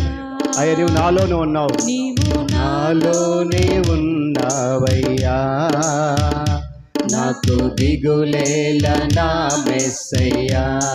చెప్దాం. నాకు భయమేలా, నాకు దిగులేలా, నాకు చింతేలా, నాకు భీతేలా, నీవు నా తోడు ఉన్నావయ్యా, నాకు భయమేల నా యేసయ్యా. ఆమేన్. నీవు నాలోనే ఉన్నావయ్యా, నాకు దిగులేల నా యేసయ్యా. కష్టములో నష్టములో తోడు ఉన్నావు, అవునాయనా. వేదనలో ఆ వేదనలో నా చెంత ఉన్నావు, కష్టములో నష్టములో నా తోడు ఉన్నావు, వేదనలో ఆ వేదనలో నా చెంత ఉన్నావు, అడిగిన వారికి ఇచ్చేవాడవు, వారికి దొరికేవాడవు, అడిగిన వారికి ఇచ్చేవాడవు, దొరికేవాడవు, తట్టిన వారికి తలుపులు తెరిచే దేవుడవు, చెప్పిన వారికి తలుపులు తెరిచే దేవుడవు. దేవా దేవా నీకే స్తోత్రం. చెప్దామా? దేవా దేవా నీకే స్తోత్రం. ఆమేన్. దేవా దేవా నీకే స్తోత్రం, దేవా దేవా నీకే స్తోత్రం. మరొకసారి చెప్దాం. నీవు నా తోడు ఉన్నావయ్యా. అందరం చెప్దామా? నాకు భయమేల నా మెస్సయ్యా, నీవు నాలోనే ఉన్నావయ్యా, నాకు దిగులేల నా యేసయ్యా. మళ్ళీ చెప్దామా? నీవు నా తోడు ఉన్నావయ్యా, నాకు భయమేల నా యేసయ్యా. నీవు నాలోనే ఉన్నావయ్యా, నాకు దిగులేలా నా మెస్సయ్యా. ప్రేమ కలిగిన తండ్రి స్తోత్రాలు. ఈ పరిశుద్ధ ఆదివారంలో నీ బిడ్డలుగా విశ్వాసులుగా మాకున్న నిరీక్షణ, ఆ నిరీక్షణకు నాయన నీ ప్రేమలో స్థిరమైన పునాది ఉన్నది కనుకే మేము బలహీనులుగా ఉండగా, భక్తిహీనులుగా ఉండగా, ఇంకనూ పాపులమై ఉండగా, శత్రువులమై ఉండగానే నీ ప్రియకుమారుడైన మా రక్షకుని క్రీస్తును శిలువ యాగానికి అప్పగించి మా ఎడల నీ ప్రేమను కనపరిచిన తండ్రి స్తోత్రాలు. ఆ ప్రేమను పొందుకున్న మేము ఏమి ఇచ్చినా నీ రుణం తీర్చలేము. అయితే ఆ ప్రేమను పొందుకున్న మేము ఆ ప్రేమలో కొనసాగుతూ మాకున్న బలహీన స్థితి, మాకున్న భక్తిహీన స్థితి, మాకున్నటువంటి పాపపు స్థితి, పాపపు ఆలోచన, మాకు నీకు విరోధమైనటువంటి ప్రతి పరిస్థితి, అవిధేయతకున్నటువంటి ప్రతి పరిస్థితి నుండి విడిపించబడి విడుదల నుండి నీ కొరకాయ నాయన స్థిరముగా నిలబడగల ఒక చక్కటి శ్రేష్టమైన హెచ్చరిక ఈరోజు మాకు ఇచ్చారు. అందును బట్టి ఆ హెచ్చరికల ద్వారా మేము సరి చేసుకుని నీతో సమాధానపరచబడిన వారమే నీ రాకడ కొరకు సిద్ధపట్టు కలిగి ఆ రాకడలు ఎత్తబడే గుంపులో ఉండి నిన్ను మహిమపరిచి ఘనపరిచి సంతోషించే భాగ్యం ఇస్తావని, ఎత్తబడిన మాటలు వ్యర్థంగా కాకుండా విన్నటువంటి ప్రతి ఒక్కరి హృదయంలో నురంతలుగా ఫలింపచేయండి. మాటలు వింటున్నటువంటి బిడ్డలందరి జీవితంలో మాటలు ఫలింపజేసి మా స్థితి ఏంటో మేము గుర్తించి ఆ స్థితి నీవి ఇచ్చినది అనేటువంటి సంతృప్తి కలిగిన జీవితాన్ని మాకు అనుగ్రహించమని, ఈ మాటలు అందరి జీవితంలో ఫలింపచేయమని ఘనత మహిమ ప్రభావాలు మీకు చెల్లిస్తూ యేసయ్య పరిశుద్ధ నామములో ఈ ప్రార్థన సమర్పిస్తున్నాను మా తండ్రి, ఆమేన్. మంచిది. ప్లస్ సమయంలో సంఘ కానుకలు సేకరించుకుందాం. సంఘ ఉపాధ్యక్షులు డాక్టర్ లారెన్స్ గారు కానుకలు సేకరిస్తారు. ఈ సమయంలో ప్రియతల్లి గారు, మేనాటి గారు ఒక ప్రత్యేకమైన పాట పాడి వినిపిస్తారు. కానుకలు సమర్పిద్దాం. ఈ పాట అండి, ఒక్క విషయం, ఒక్క మాట చెప్పండి. పాత నిబంధన గ్రంథాలు పుస్తకములు ఎన్ని మనకి తెలుసు? ఎవరు చెప్తారు? పాత కరెక్ట్ 39. దాని మీద పాట పాత నిబంధన గ్రంథాలతో. Thank you. సారీ. ఆది కాండం, నిగమ కాండం, లేవియ కాండం, సంఖ్యాకాండం, ద్వితీయోపదేశ కాండం, ధర్మశాస్త్ర గ్రంథాలివే. ద్వితీయోపదేశ కాండం, ధర్మశాస్త్ర గ్రంథాలివే. ఆది కాండం, నిర్గమ కాండం, లేవియ కాండం, సంఖ్యాకాండం, ద్వితీయోపదేశ కాండం, ధర్మశాస్త్ర గ్రంథాలివే. ద్వితీయోపదేశ కాండం, ధర్మశాస్త్ర గ్రంథాలివే. యెహోషువ న్యాయాధిపతులు, ఋతు సమూయేలు రాజులు, దిన వృత్తాంతములు. యెహోషువ న్యాయాధిపతులు, ఋతు సమూయేలు రాజులు, దిన వృత్తాంతములు. ఎజ్రా, నెహెమ్యా, ఎస్తేరు చరిత్ర గ్రంథాలివే. ఎజ్రా, నెహెమ్యా, ఎస్తేరు చరిత్ర గ్రంథాలివే. ఆది కాండం, నిర్గమ కాండం, లేవియ కాండం, సంఖ్యాకాండం, ద్వితీయోపదేశ కాండం, ధర్మశాస్త్ర గ్రంథాలివే. ద్వితీయోపదేశ కాండం, ధర్మశాస్త్ర గ్రంథాలివే. యోబు కీర్తనలు, సొలొమోను సామెతలు, ప్రసంగి, పరమగీతం, కావ్య గ్రంథాలు. యోబు కీర్తనలు, సొలొమోను సామెతలు, ప్రసంగి, పరమగీతం, కావ్య గ్రంథాలు. యెషయా, ఇర్మీయా, విలాప వాక్యాలు. యెహెజ్కేలు, దానియేలు, ప్రవక్త గ్రంథాలు. యెషయా, ఇర్మీయా, విలాప వాక్యాలు. యెహెజ్కేలు, దానియేలు, ప్రవక్త గ్రంథాలు, పెద్ద ప్రవక్త గ్రంథాలు. ఆది కాండం, నిర్గమ కాండం, లేవియ కాండం, సంఖ్యాకాండం, ద్వితీయోపదేశ కాండం ధర్మశాస్త్ర గ్రంథాలివే, ద్వితీయోపదేశ కాండం ధర్మశాస్త్ర గ్రంథాలివే. హోషేయ, యోవేలు, ఆమోసు, ఓబద్య, ఓనామిక, నాహూము. హోషేయ, యోవేలు, ఆమోసు, ఓబద్య, ఓనామిక, నాహూము. హబక్కూకు, జెఫన్య, హగ్గై, జకర్యా. హబక్కూకు, జెఫన్య, హగ్గై, జకర్యా.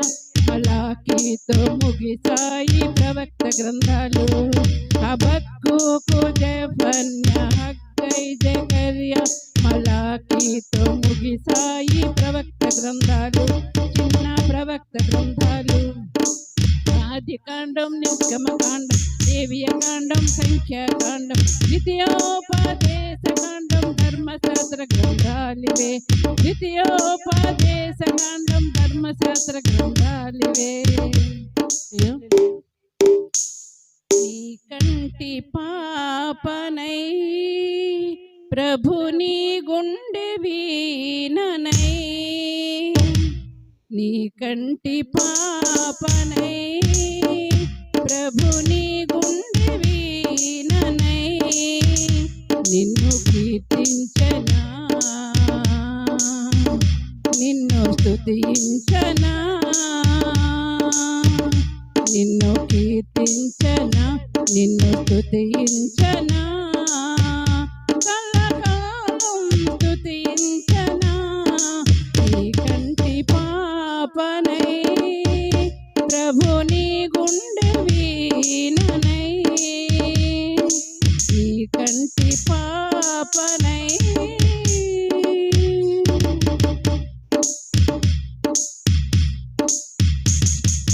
అమ్మగా నాన్నగా నన్ను ఆదరించి,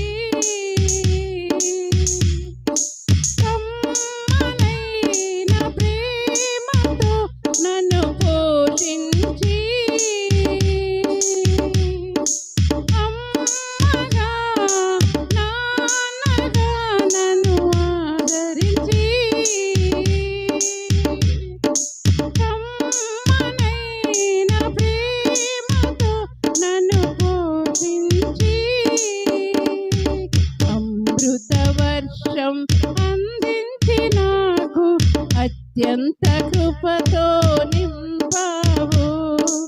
అమృత వర్షం అందించి నాకు అత్యంత కృపతో నింపావు. కనిదక సరి సరి సరిగా నీ కంటి పాపనై ప్రభుని గుండె వీణనై, నీ కంటి పాపనై ప్రభుని గుండె వీణనై.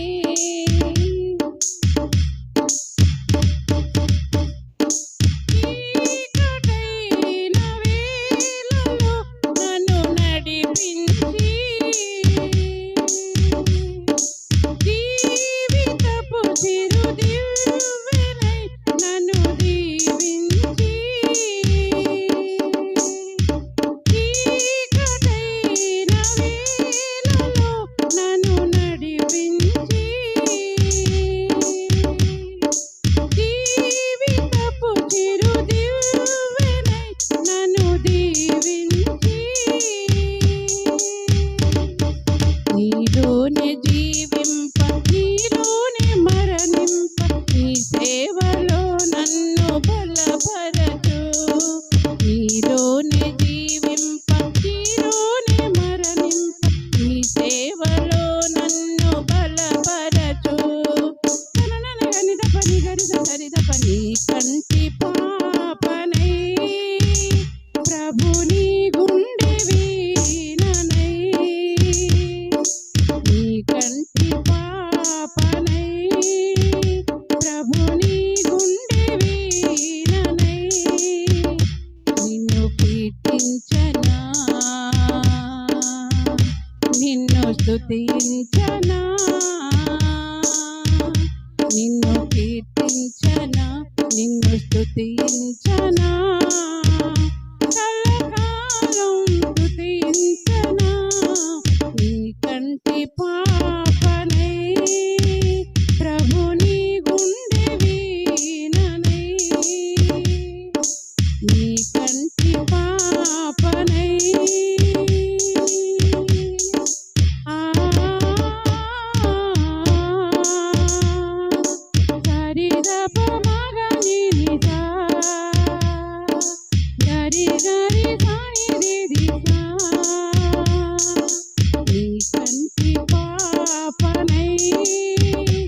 ప్రభుని గుండె వీణనై నీ కంటి పాపనై.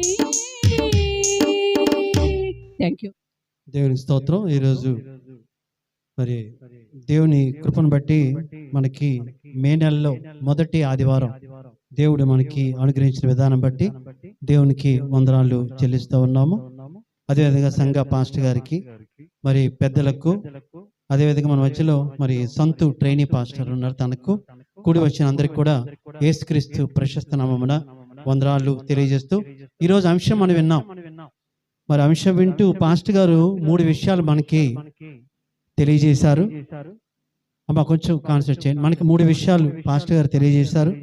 అంటే మన తాలూకా స్థితి, మన బలహీనమైన స్థితి అని, అదేవిధంగా పాపపు స్థితి, తర్వాత భక్తిహీనత స్థితి.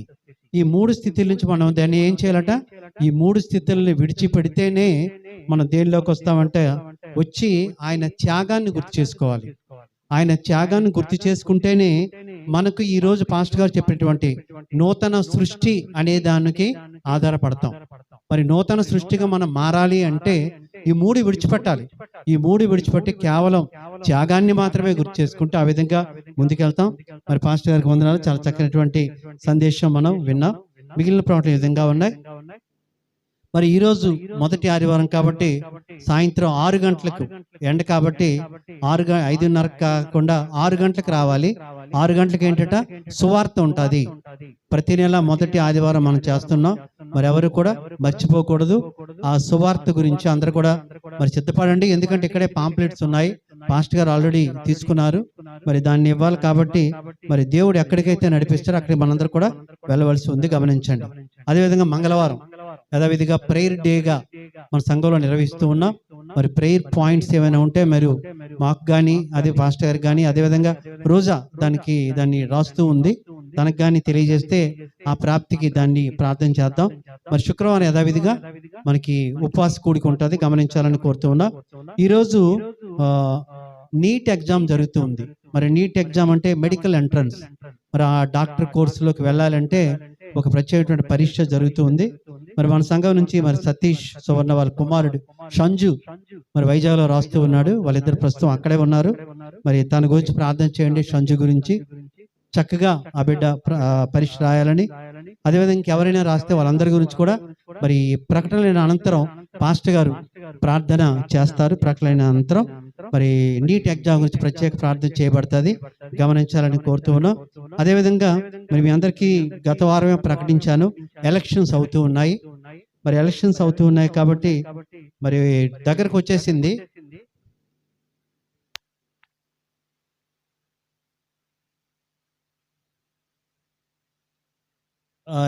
ఎలక్షన్స్ మనకి దగ్గరికి వచ్చేస్తున్నాయి కాబట్టి మరి ఎలక్షన్స్ 13వ తేదీ అంటే నెక్స్ట్ సోమవారం, అంటే రేపు సోమవారం, రేపు కాకుండా వచ్చే సోమవారం మరి ఎలక్షన్స్ ఉంటాయి. మనందరూ కూడా మరి పాల్గొవాలి. మీ అందరికీ తెలుసు, ఇదివరకే మరి చైతన్యం చేసే ఉంటారు. ప్రతి ఒక్కరు కూడా 2 ఓట్లు వేయాలి, గమనించండి. ఆ 2 ఓట్లు వేయాలి. మన తాలూకు ప్రార్థన అంతా ఒకటే, ఒక మంచి ప్రభుత్వం రావాలి. మన క్రైస్తవులుగా ఎటువంటి ఆటంకాలు లేని ప్రభుత్వం కావాలి. దాని గురించి అందరూ కూడా ప్రార్థన చేయండి. దేవుడు సమస్తాన్ని సాధ్యపరుస్తాడు. మరి ఎవరు ఎటువంటి మాట్లాడుకున్నా కూడా దేవునికి మరి సాధ్యం కానిదంటూ ఏదీ ఉండదు. అయితే మనం ఏం చేయాలంటే మనం కూడా దేవుని దృష్టికి తీసుకెళ్ళాలి. మరి చాలా మంది ప్రార్థన చేస్తూ ఉన్నారు. ఇంకా మీ అనుదిన ప్రార్థనలో మరి ఎలక్షన్స్ గురించి మరి మంచి ప్రభుత్వం రావాలని మరి ప్రార్థన చేయండి. అదేవిధంగా మరి మేము కూడా మరి డ్యూటీస్ పరంగా మేము వెళ్ళాలి.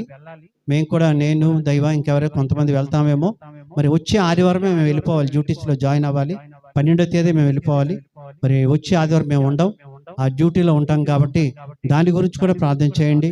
మరి క్షేమంగా వెళ్ళాలి, ఎందుకంటే ఎలక్షన్స్ అంటే కొంచెం అందరికీ తెలుసు. మేమే ఆ బాధ్యతలను నిర్వహించాలి కాబట్టి మరి మేము అదేవిధంగా మెడికల్ వారికి కూడా డ్యూటీస్ ఉండొచ్చు, వాళ్ళ గురించి కూడా మరి అందరూ కూడా ప్రార్థన చేయాలని కోరుతూ ఉన్నాం. ఈ ప్రకటన అనంతరం మరి కొంచెం కామ్గా ఉండండి. ప్రకటన అనంతరం మరి పాస్టర్ గారు నీట్ ఎగ్జామ్ గురించి, అదేవిధంగా ఎలక్షన్స్ లో 2 పార్ట్స్, మంచి ప్రభుత్వం రావాలని ఒక ప్రార్థన, అదేవిధంగా డ్యూటీస్కి వెళ్ళే వాళ్ళు మరి మంచి ప్లేసులు రావాలని, క్షేమంగా వాళ్ళు తిరిగి రావాలని వాళ్ళ గురించి మరి నెక్స్ట్ పాస్టర్ గారు ప్రార్థన చేస్తారు. మేము ఆల్రెడీ నిన్ననే ఓట్ చేసేసాం, మా ఓటు అయిపోయింది నిన్న. అంటే మాకు డ్యూటీకి మేము వెళ్ళిపోతాం కాబట్టి ఆ రోజు మాకు ఓటు ఉండదు కాబట్టి నిన్న నేను దైవ క్యూలో నిలబడి మేము ఓటు క్యాష్ చేస్తాం. ప్రతి ఒక్కరు కూడా దాన్ని సద్వినియోగం చేసుకోండి, ఎవరు కూడా ఓటు చేయకుండా ఉండకండి. రాను ప్రభుత్వం ఓటు చేయకపోతే కొన్ని ఇవి కూడా ఇవ్వచ్చు, కాబట్టి ప్రతి ఒక్కరు కూడా సాధ్యమైనంత వరకు ఓటు చేయాలని మీ అందరికీ రిక్వెస్ట్ చేస్తూ ఉన్నాము. అదేవిధంగా స్వస్థ ప్రార్థనలు, మరి ఇందిరాంటి గురించి ప్రార్థన చేయండి. తను యాక్చువల్గా మొదటి ఆదివారం రావాలి కానీ ఆరోగ్యం సహకరించక రావట్లేదు, తన గురించి. అదేవిధంగా బుగత అమ్మని గురించి కూడా మీ అరుదైన ప్రార్థనలు గుర్తు చేసుకోవాలని కోరుతున్నాను. అదేవిధంగా ఇది ఆరాధన అయిన అనంతరం ప్రభు బల్ల ఉంటుంది, ప్రభు బల్ల తీసుకోండి. అదేవిధంగా మరి లారెన్స్ గారు, హేమలత గారు క్యాంపులో ఉండబోతే క్యాంపు వెళ్తారు, వాళ్ళ ప్రయాణం గురించి కూడా మీ ప్రార్థనలో గుర్తు చేసుకోవాలి. అదేవిధంగా మనకి లైవ్ లో చాలా మంది చూస్తున్నారు ప్రోగ్రామ్, మనం ఏం చేస్తున్నాం అన్ని కూడా మరి దేశ విదేశాలు అబ్జర్వ్ చేస్తూ ఉన్నారు, కాబట్టి వాళ్ళ గురించి కూడా మరి ప్రార్థనలో మరి చేద్దాం.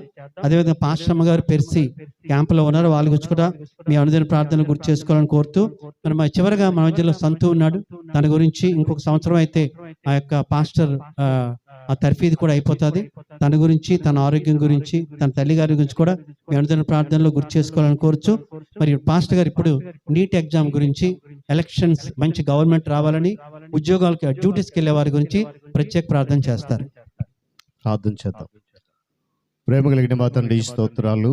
మధ్యాహ్న సమయంలో ప్రత్యేకంగా నా తండ్రిని సన్నిధానంలో మరి బిడ్డలు నీట్ ఎగ్జామ్ రాయడానికి సిద్ధపడుతున్నారు. మరి కొద్ది సేపట్లో ఆ పరీక్ష ప్రారంభం అవుతుండగా ఆయన ఎన్నో లక్షల మంది బిడ్డలు ఎండ ప్రయాసతో, భారముతో, నా తండ్రి ఎంతో ఒత్తిడితో, ఆయన ఆందోళనతో ఉండి ఆ పరీక్షకు వెళ్ళారు. అయితే ఆ ఆందోళన, ఒత్తిడి అంతా తొలగించి చదివిన ప్రతిదీ క్షుణ్ణంగా ఆ జవాబు పత్రంలో రాయడానికి కృప చూపించండి. ఆయన ఇదిగో ఎవరైతే మంచి ఉద్దేశాలు కలిగి నేను సాధించాలి అని పట్టుదల కలిగి రాస్తున్న బిడ్డలందరినీ జ్ఞాపకం చేసుకుని వారి తల్లిదండ్రులు వారి ప్రయాణాలన్నీ కూడా క్షేమకరం తెచ్చి పరీక్ష జరిగేంత వరకు కూడా నీ కృప, నీ చల్లటి కాపుదల బిడ్డలందరితో ఉంచండి. ఏ ఒక్క స్టూడెంట్ కూడా అదండి ఎండకు ఏమాత్రం అలసిపోకుండా, సమస్యలు పోకుండా బిడ్డకు కావలసినటువంటి బలమును, శక్తిని మీరు అనుగ్రహించండి. అదేవిధంగా రానున్న వారములో జరగబోతున్నటువంటి ఎలక్షన్ కొరకు ప్రార్థన చేస్తున్నాం. నాయన మరి అధికారం మీరిస్తేనే తప్ప ఎవరు స్వతహాగా తీసుకోలేరు. అధికారి ఉండన సమస్తానికి అధికారమైన దేవుడు నువ్వు జ్ఞాపకం చేసుకొని మరి రానున్న ప్రభుత్వము నా తండ్రి నీ యొక్క అనుకూలమైనటువంటి విధానంలో నడిపించబడడానికి కృప చూపించండి. ఆ ఎలక్షన్ కొరకు మరి ఆయన డ్యూటీలు చేయడానికి సిద్ధపడుతున్న బిడ్డలను జ్ఞాపకం చేసుకోండి. ఆ పని డ్యూటీ చేస్తున్నప్పుడు సక్రమంగా సాగడానికి ఎలక్షన్ అంతా కూడా ఒక క్రమబద్ధమైన విధానంలో జరిగి తద్వారా మంచి ప్రభుత్వం ఏర్పాటు కృప చూపించమని, ఆయన ప్రతి ఒక్కరు కూడా ఆ యొక్క ఉద్యోగ బాధ్యత నిర్వర్తిస్తున్నప్పుడు వారి ప్రయాణంలో సహితము నీ కాపుదల దయచేయమని, నీ కృపలో భద్రపరచమని యేసు నామములో ఈ ప్రార్థన సమర్పిస్తూ ఉన్నాను మా తండ్రి, ఆమేన్. అందరం లేచి నిలబడదాం. ముగింపు ప్రార్థన. ప్రభు నేర్పిన ప్రార్థన ఆశీర్వాదంతో ఈ మొదటి ఆరాధన ముగించుకొని బలారాధన కొరకు సిద్ధపడదాం. ఎత్తబడిన వాక్యం మరొకసారి స్మరణ చేసుకుందాం. విశ్వాసిగా మనకున్న నిరీక్షణకు దేవుని ప్రేమలో స్థిరమైన పునాది ఉంది కనుకనే మన బలహీన స్థితి, భక్తిహీన స్థితి, పాపపు స్థితి, శత్రుత్వమైన స్థితి ఉన్నప్పుడే ఆయన తన కుమారుని మన కొరకు మరణానికి అప్పగించిన స్థితిని మనం జ్ఞాపకం చేసుకుని ఒక నూతన సృష్టిగా, నూతన వ్యక్తిగా మారడానికి మనిషి ప్రభు అవకాశం ఇచ్చాడు. అవకాశాన్ని సద్వినియోగం చేసుకుంటూ ప్రార్థన చేద్దాం. బలారాధనకు సిద్ధపడే సమయంలో ప్రియులు శ్రీమతి కె దైవకటాక్షి గారు మనలను ముగింపు ప్రార్థనలు నడిపిస్తారు. ప్రభు నేర్పిన ప్రార్థన ఆశీర్వాదంతో మనము ఈ యొక్క మొదటి ఆరాధనను ముగించుకుని బలారాధన కొరకు మనము సిద్ధపడదాం. ప్రార్థన. కృపామయుడ కనకరము గల మా ప్రియ పరలోకపు తండ్రి, నీకే వేలాది స్తుతులు స్తోత్రాలు చెల్లించుకుంటున్నాం నాయనా. గొప్ప దేవా నా తండ్రి, ఈ ఆరాధన క్రమంలో మీరుంటూ మీరు మహిమపరచబడి ఉన్న విధానమును బట్టి నీకు స్తుతులు చెల్లిస్తున్నాం నాయనా. నా తండ్రి, ఇక్కడ చేరి ఉన్న ప్రతి బిడ్డను బట్టి నాయనా, ముఖ్యముగా మేమేమైతే ప్రభా నీ దాసుని ద్వారా నా తండ్రి హెచ్చరింపబడి ఉన్నామో అయ్యా, మేము కొద్దినరులమని ప్రభా మాకు తెలిసిన తండ్రి, మాలో ఏ మంచితనం కూడా లేదని కూడా మాకు తెలిసిన ప్రభా నా తండ్రి, మా బలహీనతల్లో నా తండ్రి, మా పాపపు జీవితంలోనైనా మా యొక్క భక్తిహీనత అయినటువంటి మార్గములలో మేము జీవిస్తూ ఉండేటప్పుడు కృపామయుడా, నీకు విరుద్ధముగా నా తండ్రి నైనా ఉండేటువంటి మా జీవితాల్లో సహితము నా తండ్రి నీవు గుర్తెరిగి నాయనా మమ్మల్ని కనుకరించి కృపామయుడా, మా కొరకై నా తండ్రి ఈ లోకంలోకి వచ్చి నాయనా నీవు నీ రక్తాన్ని చిందించి ఉన్న విధానమును బట్టి నీకు స్తుతులు చెల్లిస్తున్నాం తండ్రి. అవును ప్రభా నాయనా, మేము నా తండ్రి ఉచ్చరించడానికి కూడా నాయన యోగ్యత లేనటువంటి నీ పవిత్రమైన నామమును ప్రభా మేము నా తండ్రి నాయన స్తుతించడానికి నా తండ్రి మాకట అర్హతనిచ్చావయ్యా. అట్టి నీ కృప కొరకు స్తుతి స్తోత్రాలు చెల్లించుకొంచున్నాం తండ్రి. నాయన విత్తబడినటువంటి వాక్యము మా జీవితాల్లో నూరంతలైన ఫలములను దయచేయండి. ఎందుకంటే నా తండ్రి మేము లోకముతో నా తండ్రి స్నేహం చేస్తే నా తండ్రి అది నీకు వైరము కనుక నా తండ్రి అది గుర్తెరగగలగడానికి నా తండ్రి మా బలహీనతల్లోనైనా మాకు సహాయము దయచేయమని అడుగుచున్నాం నైనా. మేము ఎక్కడైతే నా తండ్రి నైనా నీ నామానికి నైనా విరోధముగా మేము జీవిస్తున్నామో నా తండ్రి మాకు తెలుసును. అయితే ప్రభా మేము తెలిసి ఉన్నటువంటి స్థితిలో ప్రభా మేము నా తండ్రి నీలో నా తండ్రి ఎన్ని సంవత్సరాలుగా నా తండ్రి నీ సన్నిధిలోకి మేము వస్తున్నప్పటికీ నైనా ఆ అనుభవం అనేది నా తండ్రి నైనా జ్ఞానయుక్తముగా ఉండడానికి నా తండ్రి నీతో నా తండ్రి నైనా మేము అంటుకట్టబడగలిగే స్థితిలో ఉండడానికి నైనా నీ తండ్రి ద్వారా నా తండ్రి నైనా మాకు ఏర్పాటు చేసుకుని ఉన్న విధానమును బట్టి ప్రభా నీకే స్తుతులు స్తోత్రాలు చెల్లించుకొంచున్నాం తండ్రి. నైనా నా తండ్రి నీతో మేము సహవాసము చేయడానికి నైనా నా తండ్రి నీ వాక్యమును మాకు ఇచ్చేటప్పుడు నా తండ్రి నైనా ఆ ఖడ్గమును మేము ధరించుకోగలిగే శక్తిని దయచేయమని అడుగుతున్నాను. కృపామయుడా నీకు స్తుతులు చెల్లిస్తున్నాం నైనా. విన్నటువంటి వాక్యము మా జీవితాల్లో నూరంతలైన ఫలములను దయచేయమని అడుగుతున్నాను నైనా. ఈ వాక్యము నా తండ్రి నైనా నీ యొక్క దృష్టికి అనుకూలమైనటువంటి వారముగా మేము జీవించడానికి నైనా యోగ్యులముగా ఉండడానికి నేను సిద్ధపాటు కలిగి ఉండే జీవితాలు కలిగి ఉండడానికి అనునిత్యము నా తండ్రి ఆత్మతో సత్యముతో నిన్ను ఆరాధించగలిగే వారముగా నైనా మమ్మల్ని సరిచేయమని అడుగుచున్నాము. ఇంకా ముందున్నటువంటి ఈ ఆరాధన క్రమం అంతట్లో కూడా మీరే ఉండి మహిమపరచబడమని అడుగుచున్నాను. నేను వాక్యం విత్తినటువంటి నీ సేవకుడిని దీవించండి, ఆశీర్వదించండి, నీ ఆత్మతో బలపరచండి నాయన. తన కుటుంబమును కూడా నీ చేతులకు అప్పగిస్తున్నాం తండ్రి. నీ దయగల హస్తముల కింద భద్రపరచమని యేసు పరిశుద్ధ నామమున ధ్వనితో బ్రతిమలాడి వేడుకొంచున్నాం తండ్రి. ఆమేన్. పరలోకమందున మా తండ్రి, నీ నామము పరిశుద్ధ పరచబడును గాక, నీ రాజ్యము వచ్చును గాక, నిశ్చితము పరలోకమందు నెరవేర్చినట్లు భూమి యందు నెరవేరును గాక. మాకు కావలసిన అనుదిన ఆహారము నేడు మాకు దయచేయము. మా రుణస్తులను మేము క్షమించిన ప్రకారం మా రుణములు క్షమించు. మమ్మల్ని శోధనను తెక్క దుష్టుల నుండి తప్పించు. ఎందుకంటే రాజ్యము బలము మహిమ నిరంతరమును నీవైనవి మా తండ్రి.